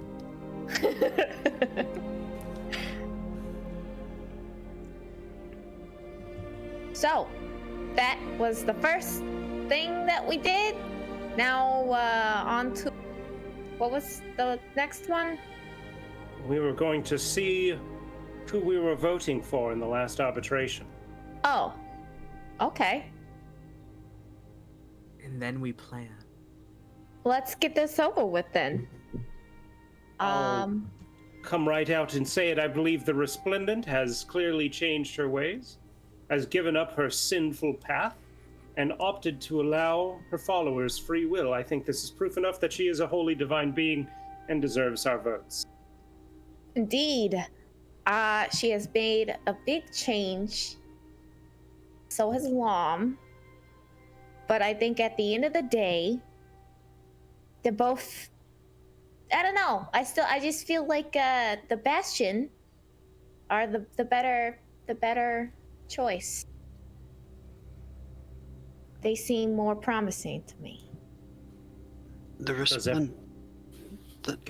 Resplendent killed 2 angels. I'm no expert on religion myself, but should you take down 2 of them, I have a feeling that a flock, a gaggle, a court, whatever you want to. It's a choir of angels. Well, the choir of angels will be coming for her. I don't feel very well. I don't know how much power she'd have, but I'm very afraid that Lyra might come for her. That's actually a really fair point. Yes. I am one that senses attack, and this one, it smells of attack. It preaches joy, but I smell nothing but blood on it. Very well. I rescind my nomination. I'll be voting for Bastion. Holy shit. Yes. He makes a good point. If we are to be another breeding ground for cosmic conflict, then we're right back where we started. Mm-hmm. I actually do agree. I feel the Bastion can be strong with Lushy at the helm. Now that the Gilderkin are gone, their weakness run out. All it takes. They may be the best choice. Sorry, go. Oh, no, you're right. All it takes to make a place great is no management. All right, then. It sounds like at least the majority of us are leaning that way. I'll leave those of you that wish to remain silent. I suppose we can call everyone back in if we're finished. I will also vote for the Bastion if that is the silence you speak of. It was, yes. Oh, I apologize. I did just shit on the resplendent, but not offer any positives. I do apologize in retrospect. My point was not made clear, and I was to remedy that by saying that I am here for the bastion. Aloy, did you have anything you wish to add? I will also be voting for the bastion. All right then. The best person group. I won't patronize any of you with a zone of truth, so let's continue. Oh, sorry, one last thing. Should any of you wish to leave after all of this, and I had say in it, you're free to go as you please. I would not bind any of you to this place. Wait, that's the deal between you and me, right? Like, I get to go off-world. That's the deal, and get paid. That's the deal between you and me that you promised. Oh, no, I meant if you want nothing else to do with the affairs of this place, I would not force any of you to stay. But don't be a stranger, Karma. You're always welcome back. But I'm getting paid to travel. Of course I'll come back. It's the Golden City, but you know, getting paid to travel. I'll keep a room ready for you. That's nice.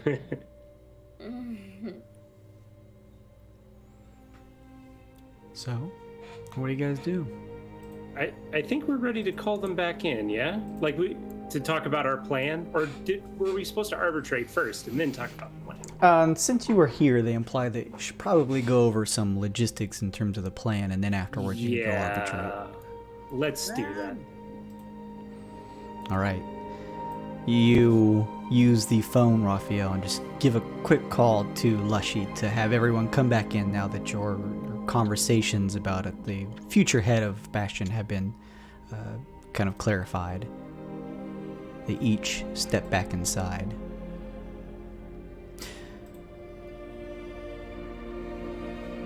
As you step inside, you guys left the puzzle box with Lom, correct? Unfortunately.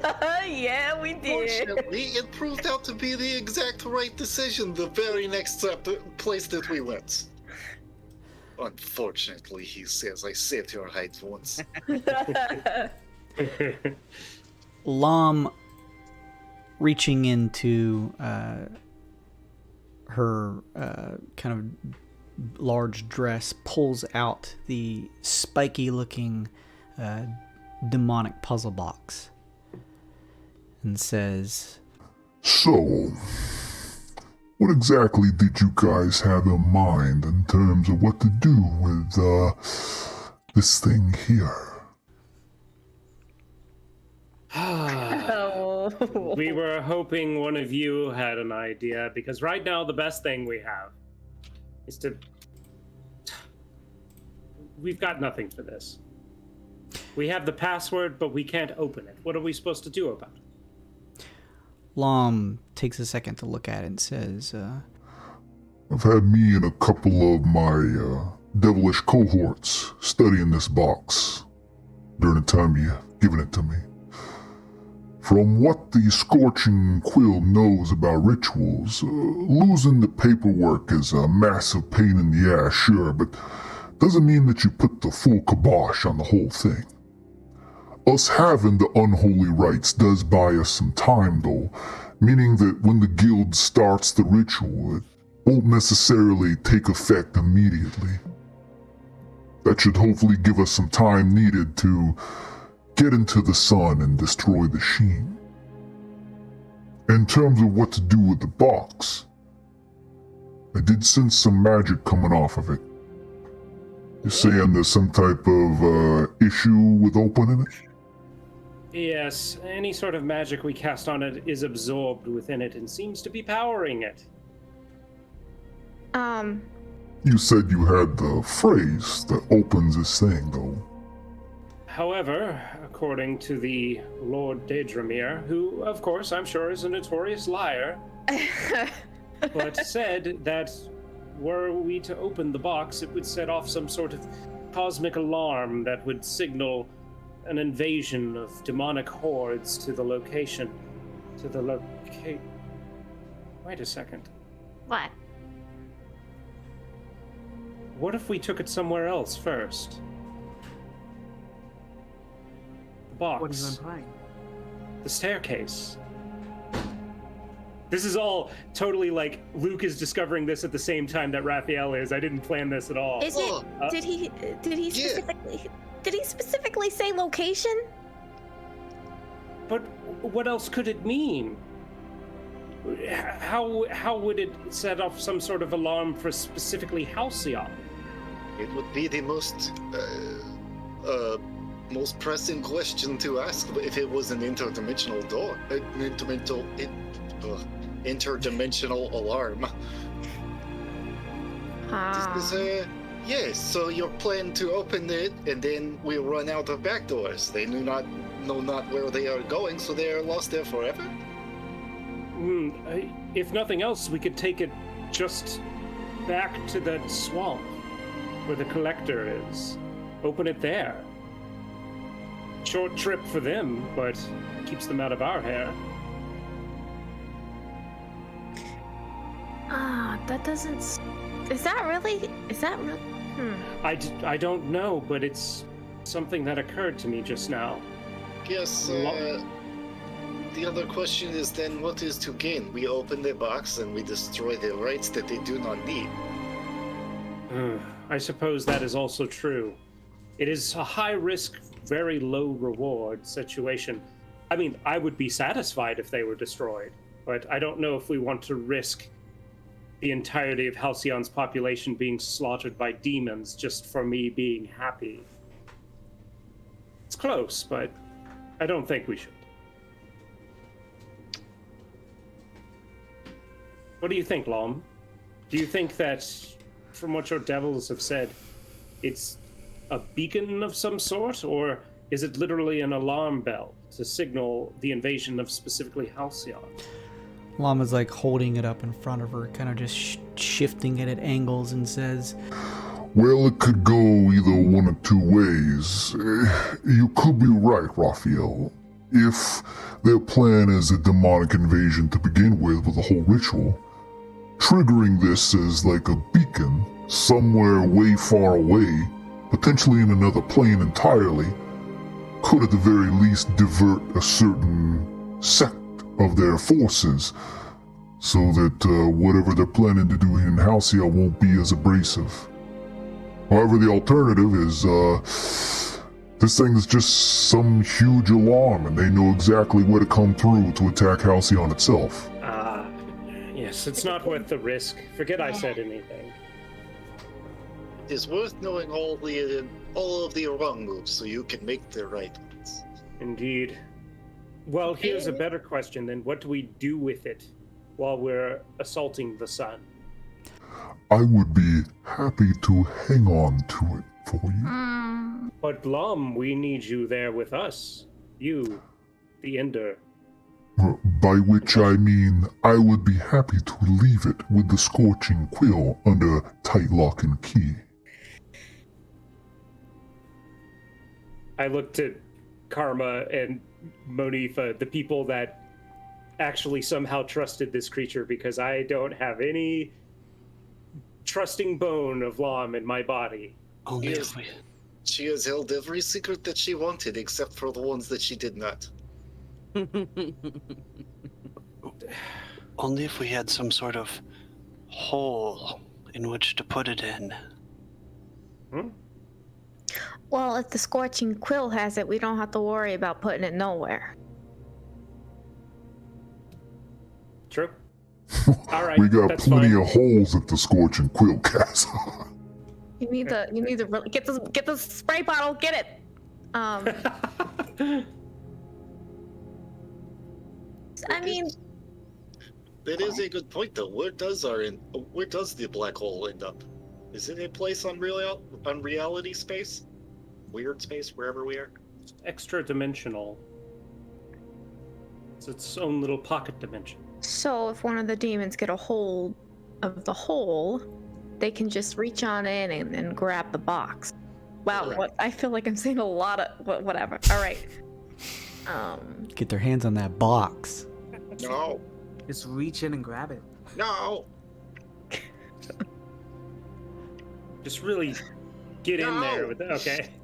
Anyway, that's why I think the Scorching Quill might be a little better idea than putting the box in the hole. So,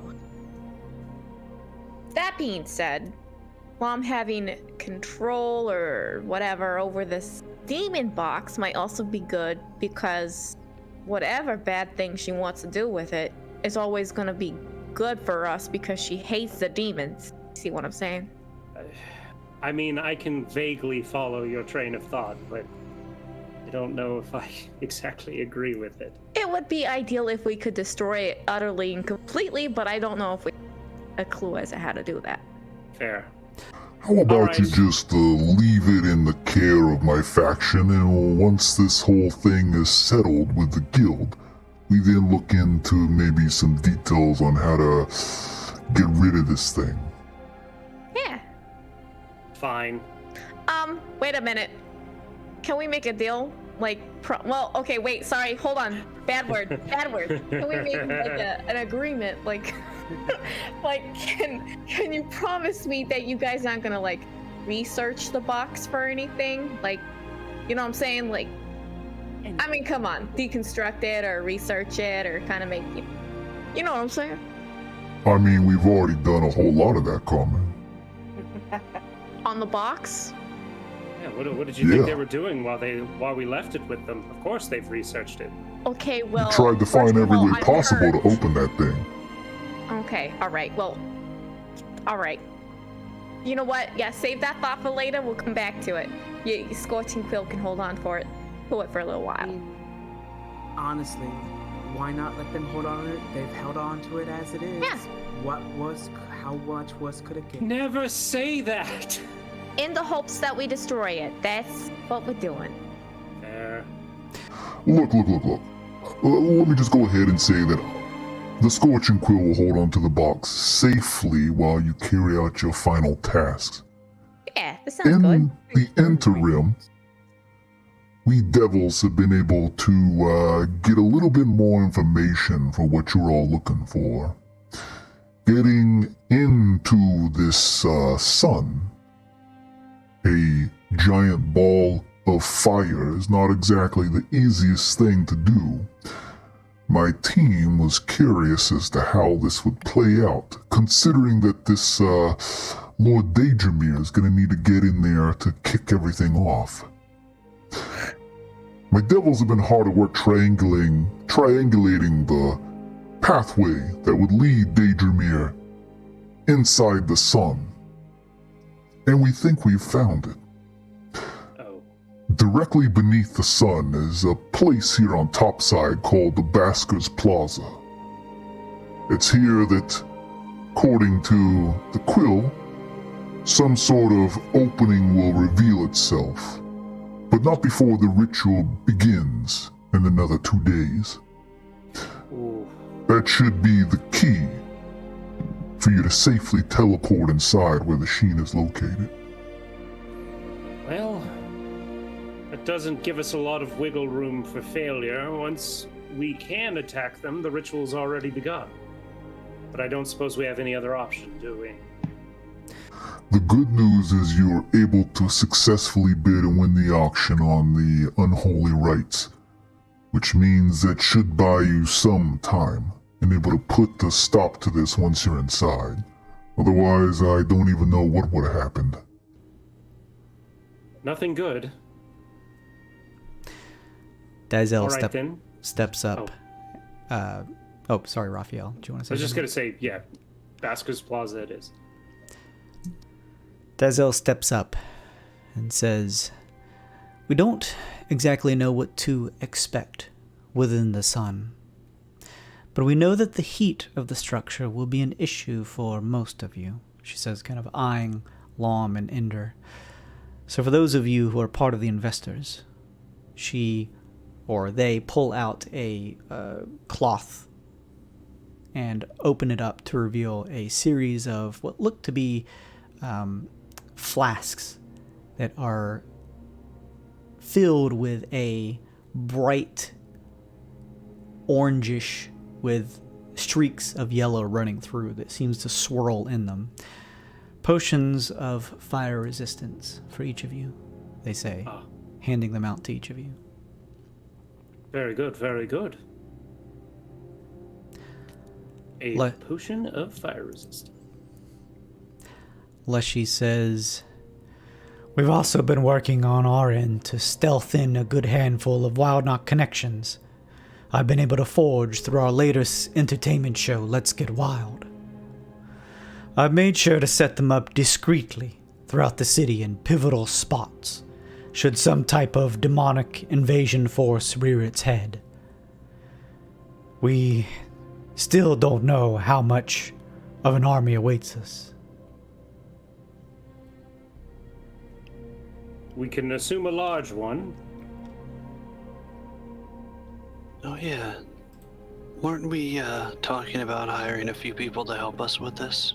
Maybe a few extra hands to A good call. Ender turns to you. She says, I shall be going with you personally, of course. Doing what I can in assisting you while you stop the Sheen. Excellent. I carry with me the power of my goddess Lyra, which, for a time, she held the duties of Joaquin himself. And although my past taking this is still something that weighs on my mind, in this instance, it provides beneficial. As having this power means I have an innate understanding of some of Joaquin's power. If what the Sheen carries truly is a stolen piece of Joaquin's divinity, it is likely the case that if she attempts to use it on you to try and mint any of you, I can use my divine power to neutralize it. Excellent. Things are already looking up in our favor, right? I'm still kind of iffy about actually fighting the... But I guess... Well, we must attempt to face it somehow. Dizel says, I still stand by my words before we were attacked in my estate. I never intended for any of you to actually face the Sheen head on.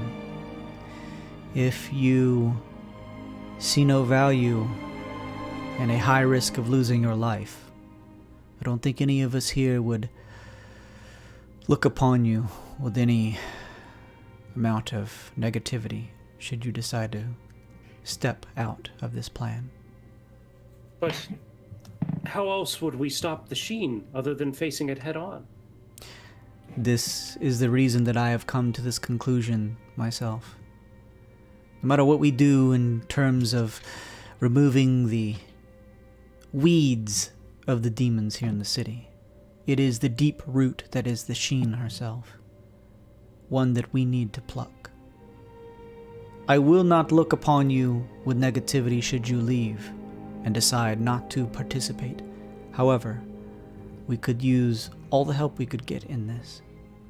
And it is here that I find myself within a company of you whom I specifically trust beyond anyone else within the city. Well, I've come too far to back down now. I don't know about the rest of you.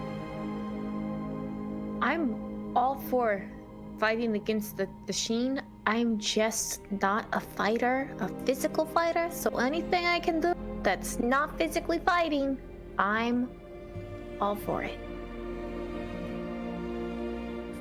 Physical exertion has never been my strong point when it comes to fighting, at least. But I will fight to save this planet. I'm out of water.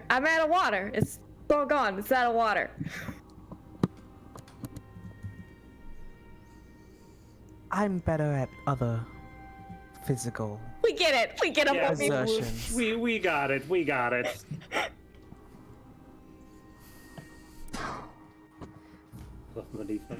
It's a do or die situation here. You're not helping. Hey, If it's your last days on Earth, I know, you're not helping. might as well enjoy them. I do want to make sure to point out, Lushy says, that any of you who do participate in this, we all put our lives at risk. None of us may step out of this when it's said and done. In fact, the moment we teleport into that sun, I am not sure if there is a way out.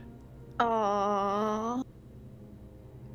But should we kill the Sheen, we will be freeing this city of its 100+ year slavery from the guild. This is a personal fight for me. I have a very good reason to see the Sheen's destruction other than Halcyon. And if there's even a chance of success, then I do not fear death. The soul thing that you have, Raphael. That's correct. Yeah. Okay. I, of course, could not expect you to accompany me if you fear for your life, but I am at peace with my lord, and I know that what I stand for is righteous.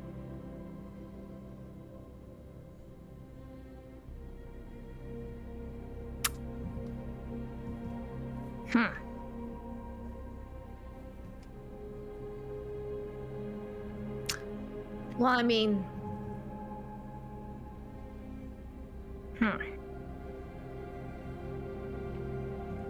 Sorry, I don't know what to do in this situation. I mean, I can watch it back, but I can't do anything about...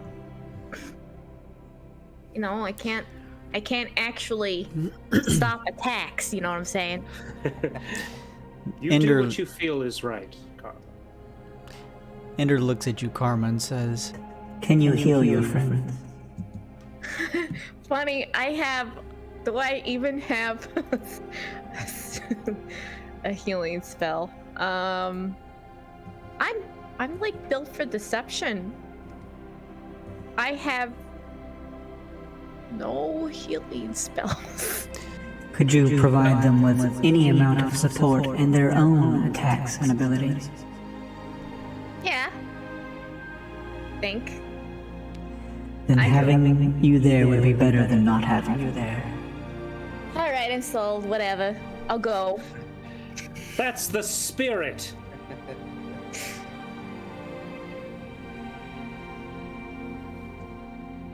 But if I die, I will curse you with my last breath, Raphael. That's it. That's it. Fair enough. Alright. Maybe Joaquin will help you. Pick up remove curse.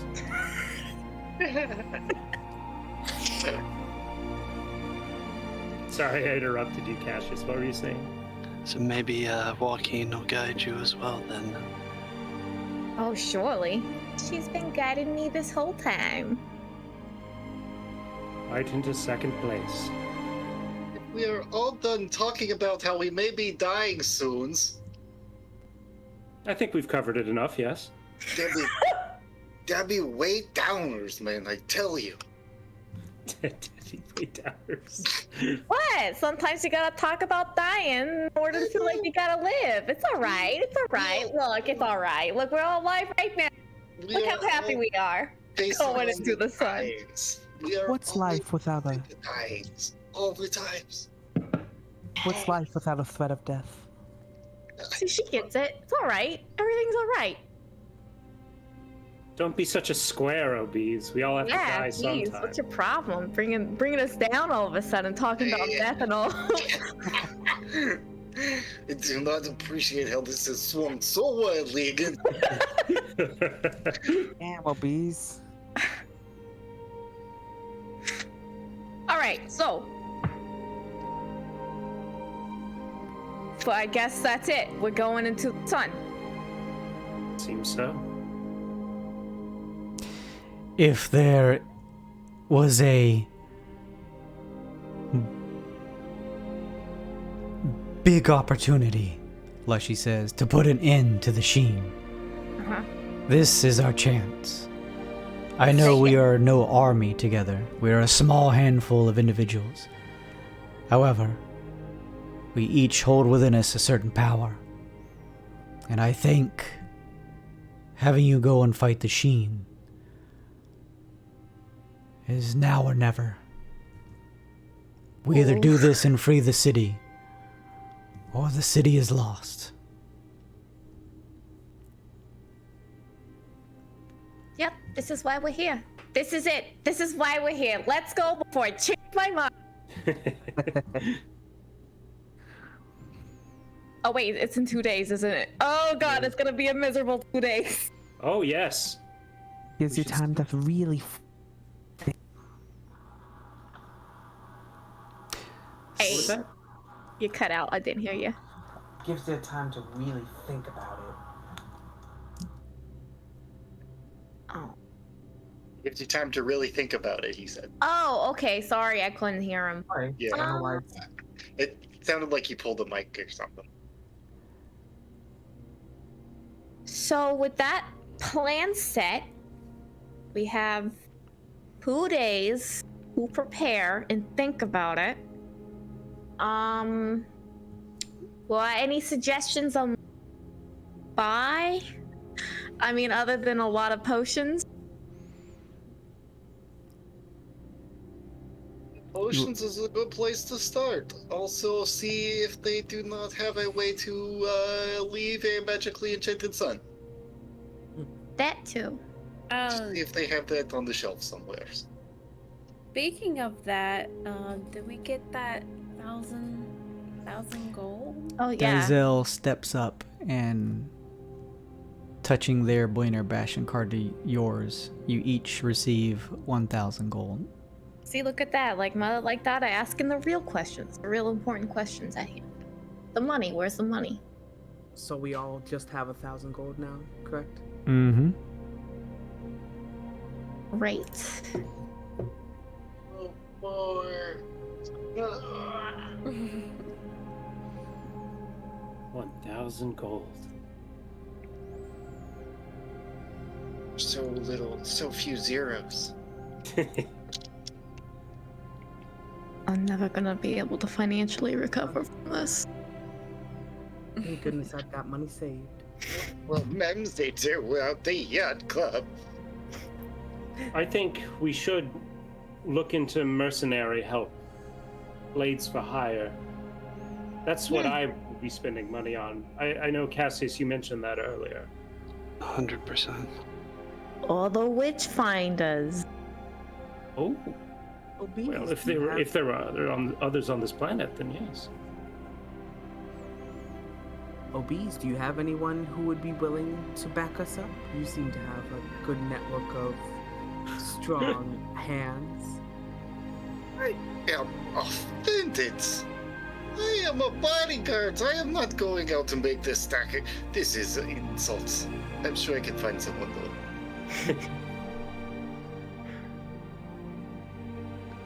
I mean, I'd have to do just like streetwise checks. It would be a normal thing for me.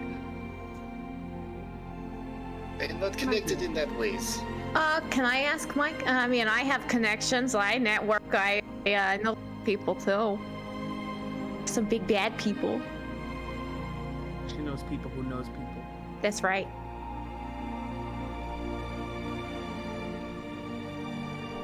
Jason. Is that a Jason question? Can I use my background, Jason? Sure, I don't see why not. Okay. Denzel, as you're talking about this, just turns and says, just remember, whomever you choose, be careful who you trust. Oh yeah, that's a good point. That's what Zone of Truth is for. It's like an assembly line, everyone walk in. Are you willing to go into the sun and fight a god? No? Okay, next. I can never find where my background's at. Oh, I found it. I lied. Oh, well, I know how to get a message to and from my contact. From any distances, specifically, you know how the local messengers corrupt cavern masters and city sailors. It's only a message that I can get delivered. Well, the message could be, hey, I'm looking for any help. Willing to pay gold. Okay, yeah. You can send out a flyer. It looks like a bicep. Yeah. Big, strong, strapping man.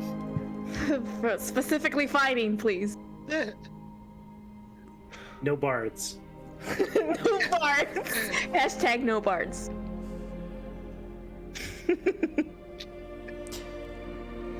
So, Leshy says, 2 days' time, 48 hours. You're to meet with Lom and Ender here at the Baker's Plaza. It is there that this ritual will begin. The gateway leading into the sun will, as Lom has mentioned, should appear there. You'll use that to travel inside the sun. And hopefully, with prayers to Joaquin, put an end to her reign. Yeah. Easy. Just have to have faith. In the 2 days' time, make sure that you arbitrate your final arbitration and use those funds for whatever you see fit to prepare yourselves. Okay. I think we should just go arbitrate now, personally. Same. Hell yeah. Reason to fiddle faddle. Dazel and I will be finishing setting up the Wild Knot forces we've gathered. If there is an invasion on top of whatever happens within that sun, we shall be ready on the outside to resist it as much as we can. Excellent. How many people know how many people know of the Basker Plaza? It is a commonly tread area here on topside. Well, I mean that it is passage to sun. How many people are in this room right now? Only us, as far as we know. Very good. You have the peoples, right? The people, the policies type peoples. You can secure the areas, maybe. The policies. I couldn't think of what the word was. I was like, the people that go down into the police. We got to that. We have some gold eye retainers, yes. There's also some wild knots, but my idea was to let things play out as they should, to not raise any type of red flags to any onlookers. Yes, well, I always suggested gentle touch. But we should have eyes on this plaza, just in case. Of course. Have spies, yes? Set up the spies? They're wild knots. They'll do anything for coin. Call them what you will. Was spies, though.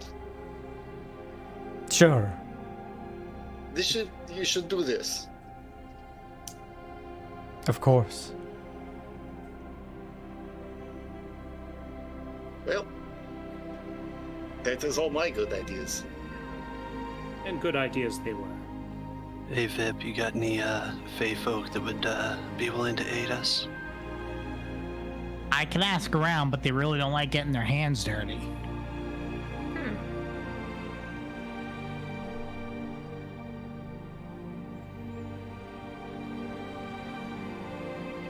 Would they do it for like a favor, like a spot?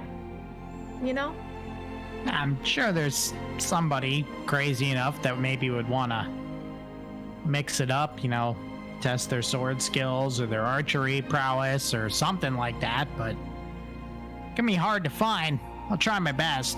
That's all you can do. Can't remember if in character we know that your signet ring is bullshit. I would have told the group after the meeting with Morrigeen that it's a fake royal ring. Okay. I didn't know that. I for some reason I didn't know that either. So ask her out. Ask who you know.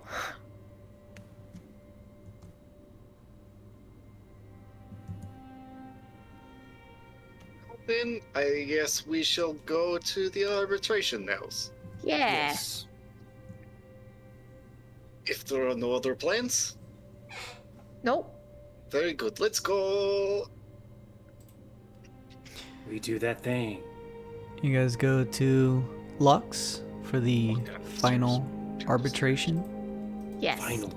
Final round. Let's see here. Okay. Grab this. Get rid of this. Books. When we get into the carriage, I wanna. Here's Serene again. I want to give her 200 gold because I think I'm 2 days. It's 100 gold per day, and I think I'm 2 days behind. Oh no, Serene, you're fired. Takes the gold and says, "Oh, thank you. I mean, I thought you'd just, gotten rid of me there for a second. Girls got to eat, I should let you know. I think I can pay you tomorrow too, but. Oh no. I think that'll be it. Wait, we're done after that? I think so, yeah. I just want to let you know in case you need to, find new employment. Oh, but we were like, she kind of like touches her chest, puts hers out of yours. We were like connecting. Oh, yeah, definitely. Yeah. This was going to be my stepping stone. Yeah, it's really sad. You have to understand, Serene, she's poor now. You're fired, Serene. Wait, what happened, girl? We start shoving everybody else away.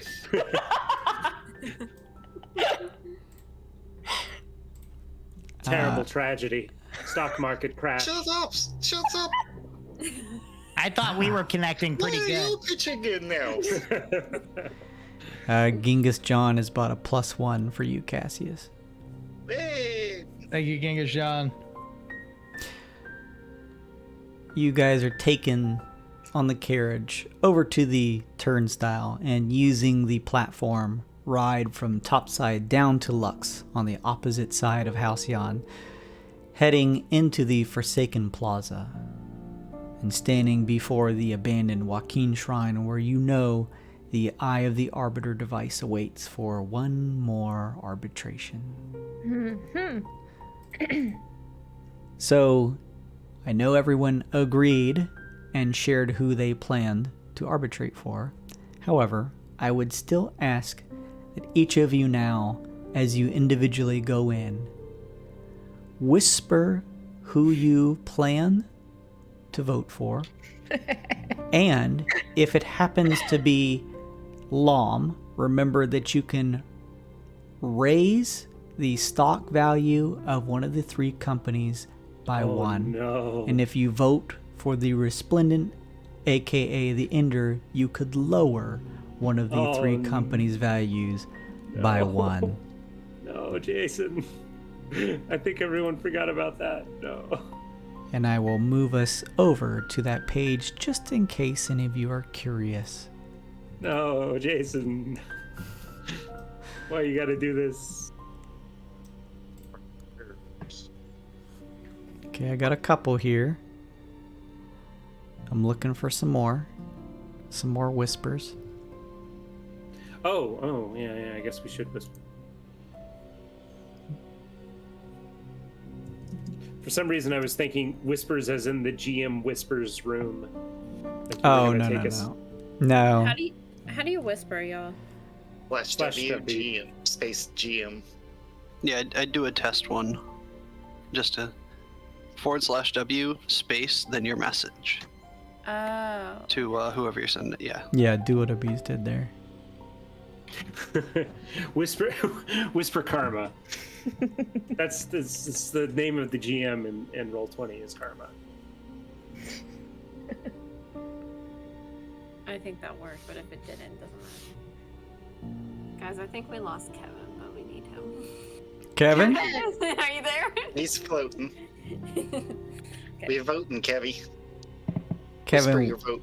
you guys are arbitrating. Would you please whisper? I know, as I was saying, I know you've all told each other who you're going to arbitrate for, but just in case, would you please whisper me who you plan to arbitrate for?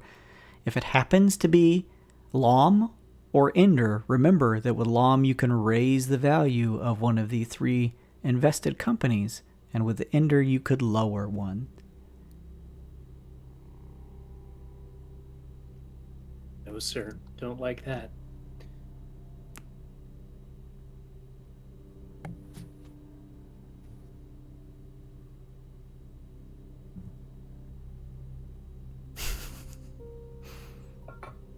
Butts. Said butts. Okay, that's 1, 2, 3, 4, 5, 6, 7 arbitrations. Each of you do that thing where you each individually step inside of Joaquin's temple or shrine, casting your votes using the eye of the arbiter, sending your surface level thoughts regarding your auction as well as the meeting with Lord Daedramir, and casting it to the faction of your choice. With that, all 7 of you step out, having completed your arbitrations. Well, going to miss this a little bit, I guess. The Intrigue. Oh, I wonder who they voted for. Who do you think they voted for? Yeah, I mean, none of us possibly could have lied, right, Raphael? About something. Right, because I trust all of you implicitly.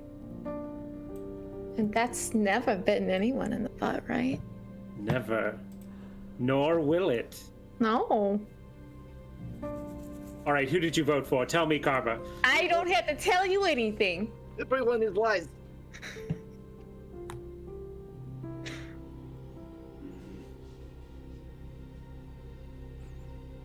So now what? Now we prepare, I suppose. Bloodthirsty mercenaries. Big beefy ones. Sure, why not? Big beefy ones. Just for karma. Just for karma. So, Jason, what's a guy got to do to get some mercenaries around here? Some big beefy mercenaries around here. 48 hours left. You guys are in preparation mode. Let me ask you this. How would you go about looking to hire mercenaries? Is there like a helper's hand place around here? No? You each trek along to the Helper's Hand Guild and find that it is no longer in business. Oh shit. Okay. Well, that's unfortunate. Wow. Sucks, bro. Although, All right. Raphael, as you think about it, there is likely, this is the land of money and opportunity. With some checks, you guys could probably nail down some place where people, maybe even just mercenaries, are looking for some amount of coin in return for their services. Yeah, let's see if we can't make some kind of check on that then. I would say if you're trying to do something like a streetwise in my games, I will take an investigation for that. Okay. As you sort of ask some people, look at the road signs, try and build it out in your mind where the best place to go would be. My investigation's not terrible. I'll Take give it a this. shot. Okay. Oh, sorry. Jesus Christ. I'm definitely going to spin the inspiration. Okay, so 14's not terrible. Okay. Cassius, you've never done this before, so it's a little tough. You're not exactly sure where to go to. Raphael, you were trying to think of where to go, but just haven't done this either. Neither of you, Vip. Karma and Obeez, you guys get the sense that there may be a couple spots, specifically here in Lux, that maybe you could hire a couple people. It's kind of a above the board, below the board thing that you would know, Karma. Those who are on top side are slightly more formal, willing to do certain tasks, but are generally taken at their word through contract. As we're on the Lux side, there may be some people to hire who don't necessarily run as formal as topside do. This reminds me of a restaurant I went to once. Anyway, let's I'll go talk to the people on the bottom side. Okay. Karma decides to maybe try and go see and drum up what business she can on Lux. Anyone else? I don't know where to take it besides doing the roll, if I'm honest. Did you, Obeez, want to survey the top side to see who you could find? Yeah, sure. I guess Okay, I'll just stand on the corner. Looking for fighters! Looking for fighters! Must have that wish. From both of you, I would ask for a persuasion or performance check. Wait, before I go take this, hiya! To garner the attention of potential hires. Persuasion or performance? Mm-hmm. Oh boy. You guys will see that Obeez is big ape man. I mean, I can give you an inspiration if Karma didn't already. I did. I gave him one. You did, yeah. I sing a nice little song. It is not very long. It is a pretty good 1, 2, 18. Hey, we both got 18. Monifa, is your persuasion? Are you trying to help Karma? Yeah. What? I'll attempt to help. Okay. Okay. So 18 from Obeez, and then 18, 15 on Lux side from Karma / Monifa. Each of you give me a... I mean, those are pretty close to one another. I'll say Karma, since you initiated this, give me a D10 roll, and then similarly, Obeez, give me a D10 roll. As you guys spend a couple hours trying to throw out the rally cry. 7. 5. Obeez, you are able to find 7 individuals who are part of one of the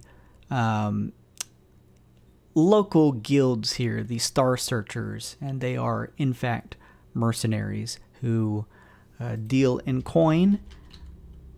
They, as well as just sort of like general search and recover type of stuff, they offer their services. 7 of them offer their services to you, mentioning that if you wanted to hire them for a specific job, which maybe you probably implies within the next couple days, they would say 25 gold pieces for each member who would join you out of the 7. 175. Yeah, I could do that.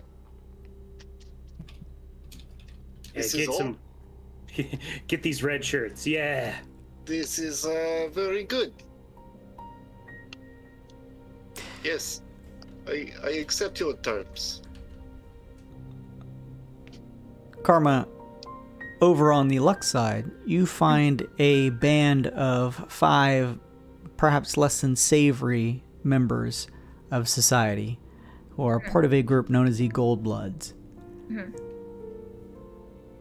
And they mention to you that in return for 20 gold pieces for each of the 5, they will offer to help you. But only if you take all 5. It's an all or nothing deal. Oh, okay. All right. You guys are like a band. Got it. All right. Ask them if they want to save Halcyon. I don't trust these guys. Give them that kind of information. Fair. So it's gonna be probably really super dangerous, just like, high key. One of the I don't have a waiver. One of the Tabaxi members says, "We don't deal in paperwork. You just pay us the money, and whatever you need done, we'll do it."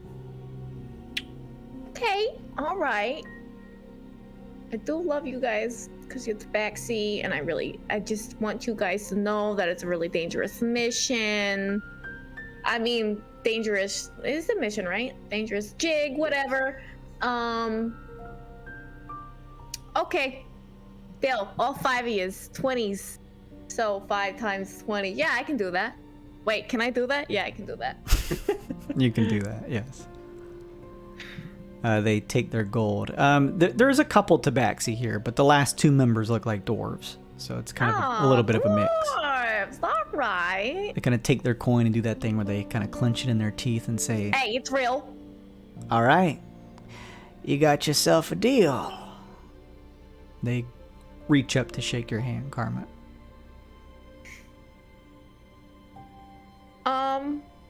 I'll shake their hand. One of the dwarves, as he finishes shaking your hand, kind of pulls his hand back and says, he leans into you and says, "We performing a service that may remove someone who's a problem. Is that what you mean by dangerous?" Yes. And they are also very powerful. Make a persuasion check, Karma.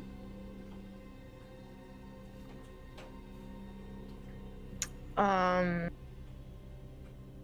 25. Jesus. You watch as the dwarf gets a little bright-eyed as you say this, and with a grin kind of leans back and kind of slaps one of the Tabaxi on the chest. "All right. You got yourself a deal, tiefling." All right, dwarf. Deal. "You just tell us when and where, and we'll be there." Yeah. We might have to meet at a place. Oh, you know what? Yeah, I'll tell you when and where. I'll be in touch, you and me.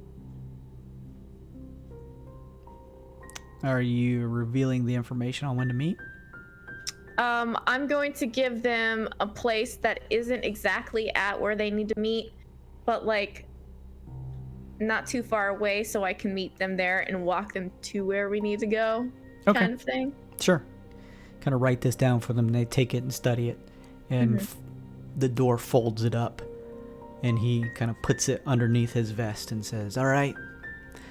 Sounds like a good plan," he says, kind of twirling the end of his long black beard. "We'll see you then." Stock up.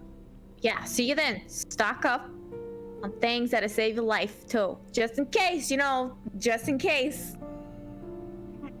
Maybe get some fire-resistant clothing. Okay, bye. We'll be seeing you. All right. Smooth. A couple hours pass. Both Karma and Obeez reconvene with all of you, sharing the information that collectively they have 13 people that they've been able to hunt down and hire the services for. 13. Nice.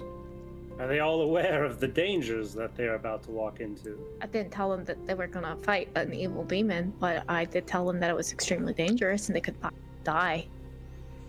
I guess that's fine.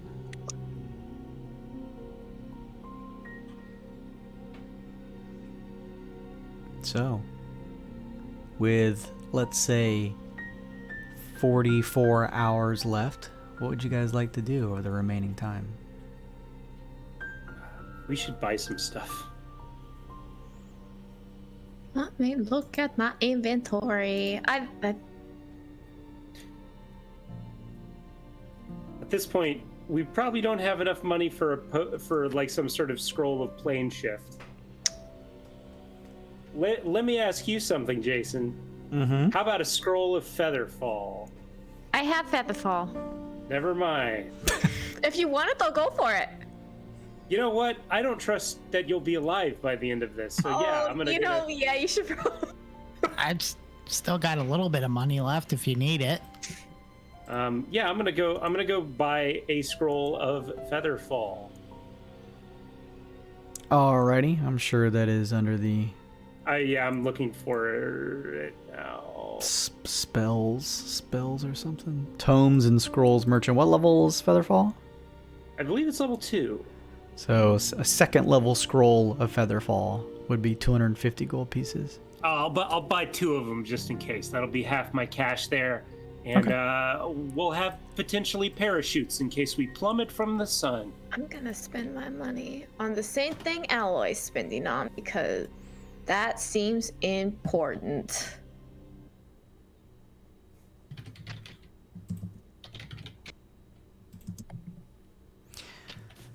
If you guys see anything over the period of this week where we don't play before coming back next Friday and see something you absolutely have to have, you're welcome to tell me, because I know the shopping list of Halcyon is pretty large. So No, we actually have to think about it because we only have 1,000 gold now. this is true.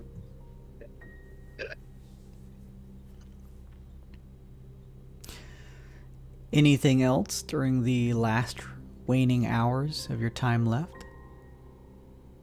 After you make these purchases in the Grand Glitter Glaza Marketplace over on Topside? I pray. I party. I continue tinkering on Cogman. You continue to tinker on Cogman, Alloy. The damage is pretty extensive, so the repairs is going to be relatively intensive, although you've made some headway already. You get the feeling that probably in another 5 or so more days, you could probably at least have him fixed up, at least in a state where he would be at least operable in terms of being able to communicate with you. Maybe not necessarily move around, but at least be able to talk to you. Okay. Or I shouldn't say talk, I guess just follow your orders and understand you. Mother. Oh god. Oh god. Are you sure he doesn't talk? Look, you don't know that. Are you sure? You don't know that. Anybody else do anything of specific note? You don't have to. I'm just making sure to ask.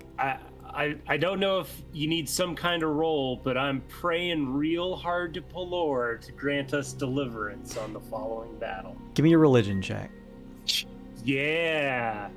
I will not tell you the results of this. We'll just see what you roll. Of course not.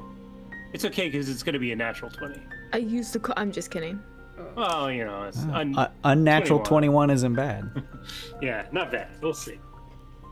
Raphael is convinced that Pelor has heard his petulant whining. And then Karma was mean to me, and then... Anybody else? If there's enough time, is there a library? Yes. So I'm gonna go in there and try and see if I can find any books on the Sheen. Make a perception or investigation check. I think I'll do investigation.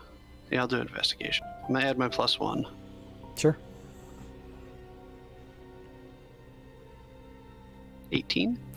The 18 total, you scour not just this library, but multiple. However, interestingly enough, you find not only 0 information on the Sheen, but 0 books on demons themselves. Curious Ooh. then. Probably nothing.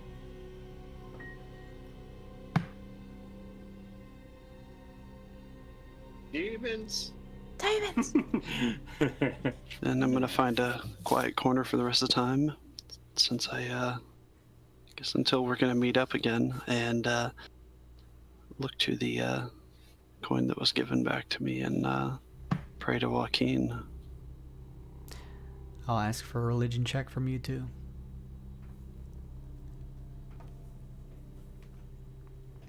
That ain't good.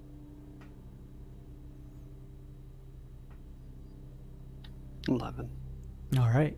You make your prayer hoping that somewhere out there Joaquin can hear it. When she's not working on Cogman, Alloy is partying with Karma. Hell yeah, baby cat. Hey, all of you invited. Angel Face, come get some alcohol. No.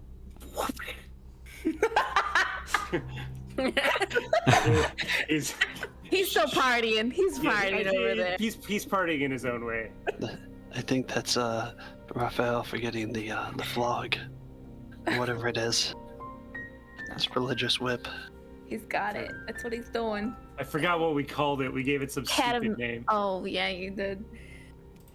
Like the Punisher or something. The Liberator. The Castigator. That sounds right. Vip, Obeez, are you guys doing anything specifically? Buy whatever potions needed at the store. Leave a nice note in the office with whatever remaining gold is there. That Oberon and Titania bless you. Take a small amount of gold to pay for whatever bar tabs are remaining. Wow. Nice. Such finality. You do those things. Then you come party, drink wine, and eat chicken with us. All right. The final hours begin to wane before each of you realize within an hour at Basker's Plaza is when things are set to take place.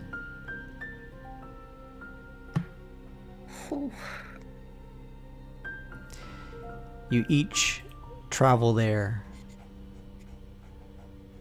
having bought what you could, and make your way towards Basker's Plaza. Obeez, the retinue of mercenaries that you have hired of the Star Searchers would meet with you. Karma, you would go out of your way, I'm assuming, to grab the 5 gold bloods to come with you. Yes. Kind of making sure they're all there, of course, as well as your mercenaries, Obeez. As you guys make your way for the Basker's Plaza, you can see a large crowd has gathered. The sound of song and drums playing. And as you look on, you see in Basker's Plaza, pushing through it, is a large parade of people. They are dancing, some playing a variety of different instruments as they kick and dance.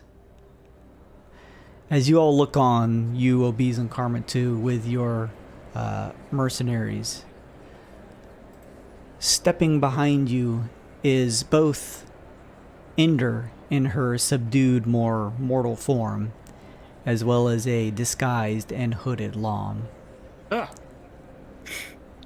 Ender looks to not only you, but also the retinue of mercenaries along with you, and she says, "They are celebrating. This is the alignment. The asteroids of the Gugadium cluster." And as she points above, you can see that these large rocks, kind of beyond, sitting up in the sort of orangish sky outside of Halcyon, have actually aligned themselves directly over 4 or 5, directly over the sun itself. Huh. Are these perhaps demons in disguise? Or is this cause enough for a normal celebration? Lom kind of studies underneath her hood and says, Not really picking up a large amount of weird vibes. Seems like most of this is just the normal parade. So what exactly, I mean, the alignment, they're celebrating the alignment, but what does the alignment bring, you know, like, what's the celebration about? Good fortunes, things like that. Something to get out into the street and toss some money around, generally. Oh, hey. The universe is telling us good luck, guys. Indeed. We've received nothing but good omens. Everyone take faith. I'm sure everything will be fine. Okay. Amidst the performers with their instruments marching through the sort of open plaza here are a number of masqueraded dancers that are sort of just dancing along, sort of like following along with the troupe of performers through this parade. You notice one of the dancers begins to continue to dance with another masked dancer as well, although this one looks particularly taller than most around. Swiveling their partner around with a hand up in the air, they let go as their partner kind of swings away and they continue to dance. They then seem to look over your way and stop dancing. Oh God. Seeing you, it's almost as though the entirety of the area here, the sound surrounding you begins to wane, almost being deafened out by the voice of the dancer as they remove their mask, kind of staring almost straight at you despite there being a large amount of crowd in front of you. As they remove their mask, you can see what to many others may just be a tall tiefling is Lord Daedramir. He points towards you all and then points a hand up at the sky. Directly above is the sun. He looks towards your way and says, And so, Halcyon's fate and future rests with you.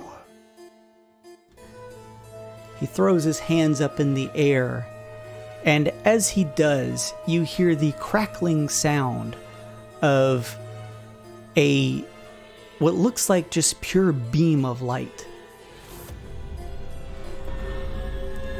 It pours through the asteroids above, piercing through the sun.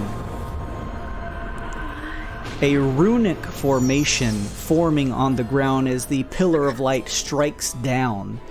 Screams can be heard from within as some of the parade goers either fall or race out of the pillar of light, a lot of their clothing caught aflame as they begin to drop and roll. As this happens, you watch as within this light, the darkened silhouette of Lord Daedramir begins to almost stretch and pull, extending up and disappearing into the light. There are cries and screams in the crowd as this pillar descending out of the sun has struck the ground. Everyone seems confused and begins running. What do you all do? That's our welcoming mat. I suppose it is.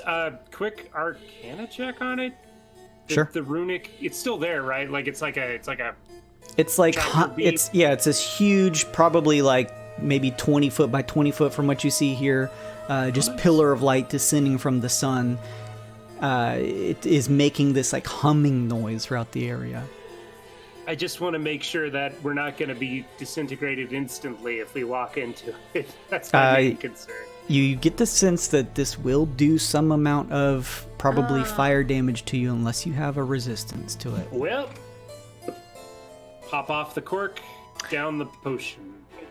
I clink my bottle to anybody else nearby. Cheers. Cheers. How does it work if you're already fire resistant? Oh, you're fine, baby. I think you get immunity. Your gold bloods look at you, Carmen, and say, we got one of those. We need more? What the hell's going on here? I told you to get some fire-resistant clothing and potions. Come on. And we used the money that you gave us. Oh. No payment for them, then. I have one more. Well, give it to us. What are we doing? Hey, what did you tell your guys, Obeez? Yeah, I'm going to stay here in Guard Plaza. Oh, you guys stay here in Guard Plaza? It's not a bad idea, honestly. They kind of look to each other and say, I thought we were killing somebody. You might. All right. We'll stay here and guard this plaza from whatever the hell that thing is, they say, pointing at the huge pillar of light descending. Yes, exactly. Jason, are any bystanders near us, like, seriously hurt? Those that were sort of pulled away by the crowd and kind of like patted down. They have a couple burn marks and stuff, but they're all like, as soon as they're sort of patted down, they're just like fleeing. So there's none that are like immediately nearby. Okay. I'm gonna hit activate one of my forms of dread and look to anybody else who's an onlooker and just roar at them. Scare 'em away. Yeah. Taking the already terrified. Yeah, make an intimidation check.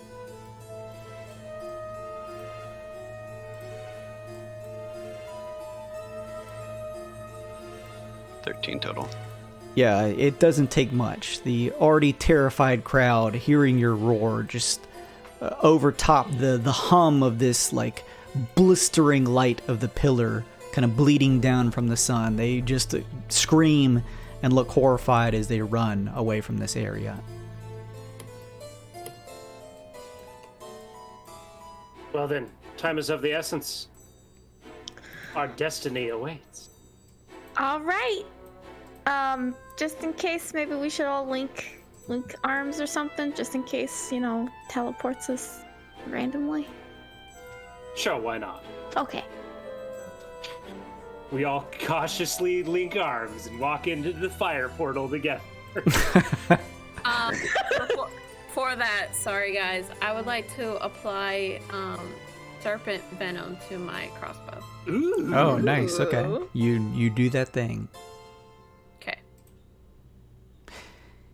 Each of you step inside of the blistering light. Even with the either natural fire resistance that you have as a race or the fire resistant potions that you downed, despite those things, you still feel this intense wavering heat surrounding your body as you step inside. Your vision clouded by this pure light. It is similar, kind of like Cassius did before, like staring into the sun. You almost have to close your eyes. As you do this, kind of feel your bodies being distended and pulled, almost stretched out far beyond its means. And with a sort of sucking sensation, feel yourselves pulled somewhere else. Yeah.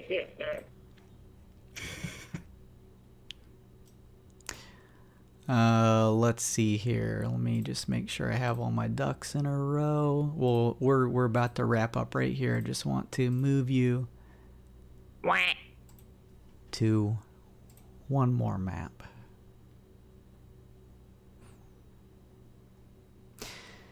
The light in your eyes begins to fade somewhat. The bright white and blistering nature of it gives way to still a very bright series of yellows, reds, and oranges. As you each find yourselves standing on a runic platform surrounded on a circular marble area, standing in what you can only consider the interior of the sun. Oh, good. Ahead of you, you see Lord Daedramir, as well as what you can only assume to be the Sheen. You know, I was really hoping it was going to be like a big, like, light bulb or, like, mechanical, like, sun, not like an actual boiling lava sun. Oh no, it is. That art is sick. It is the Yeah. boiling Looks really sun. cool. She looks so cool. I mean, she's terrifying, but Oh, she looks I man. cool. love it. Oh, man. Oh, man. And that is where we will end tonight's session. Oh, jeez, Scoop. Oh, jeez, Raph, we're burning. The adventures of Raph and Kaiser. Like zoinks!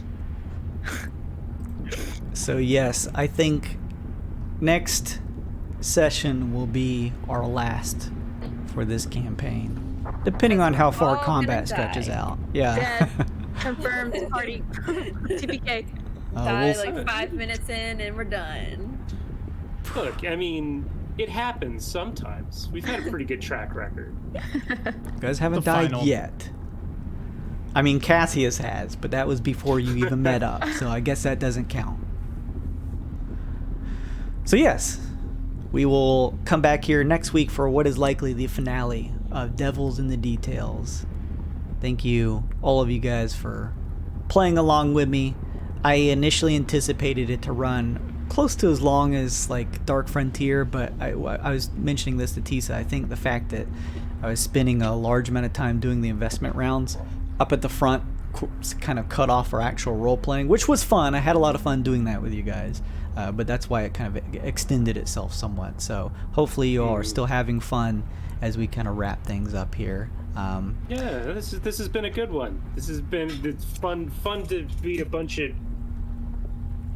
schemers and Yeah. It's been an interesting experiment. I have not succeeded on everything, but I'm glad to hear that. No one ever does. Yeah. Thank you, Genghis John, for hanging out with us. And a huge thank you to Mousy, as well as It's Mama Bear. I saw Lazy Vengeance here throughout the chat, so thank you guys so much for hanging out with me. If you missed any of this episode and you're like, what the hell is going on? Where are they right now? You are deep into our Devils in the Details campaign. Make sure and check out either the VODs here on Twitch or just go over to the YouTube channel where I post that stuff. I also got a Patreon where you can get early access to YouTube videos as well as all kinds of other stuff. I'm slapping all these links in the chat if you just want to easily click any of those. Instagram, I got a God Mode shop as well if you want to get some merch over there. Go follow my Twitter.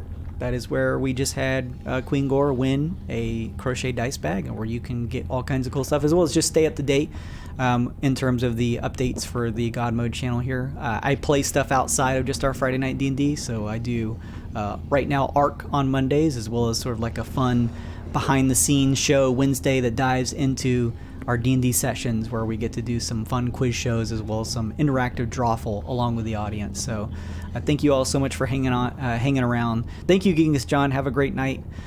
If you haven't already followed the channel, we're trying to push for 400. Either way, thank you all so much for hanging out with us. We will see you all next week for what is likely the finale of our game here, Devils in Details. Have a safe night. Be safe out there. Don't get COVID. Drink plenty of water. Stretch your legs. Goodbye, everybody. Bye. Now let's look at another one of these. This is where we go into the Dungeon Master's Guide. Who is the Dungeon Master? Well, the Dungeon Master is a person who plays God in the game. And he controls all the situations. In fact, the books tell him that he is the god of the game. And he controls the situations in the game, controls the way the players are moving through the dungeons, and then if he doesn't like someone, he can play pretty much against them. Do you think parents are aware that when the children play the game, that demon spirits are involved? I do not think that many parents are aware of what's inside the game. In fact, in my presentation, I show many pictures from the inside of the books, just to show the images of this game. I mean, the gruesomeness of this game and the occult link to it. Well, I know that when I did my message, and this has happened, I have letter after letter where people took the pieces. Now, there's 6s involved in the pieces of the game, but they take the pieces of the game, they would throw them in the incinerator or the fireplace, and screams would come out because there seemed to be some kind of spiritual forces inhabiting those pieces, and children would drop out of life. They didn't want to study anymore. What are the pieces, for instance? Well, this game affects the most intelligent of our children. And the pieces include white witches, wizards, necromancers, the clerics, that type of thing. It includes evil wizards. It's a white versus black witchcraft. The good versus evil is white versus black witchcraft. And Anton LaVey, the writer of the Satanist Bible, says there is no such thing as white witchcraft. Well, being a Satan worshiper, he should know. Yeah, he should know.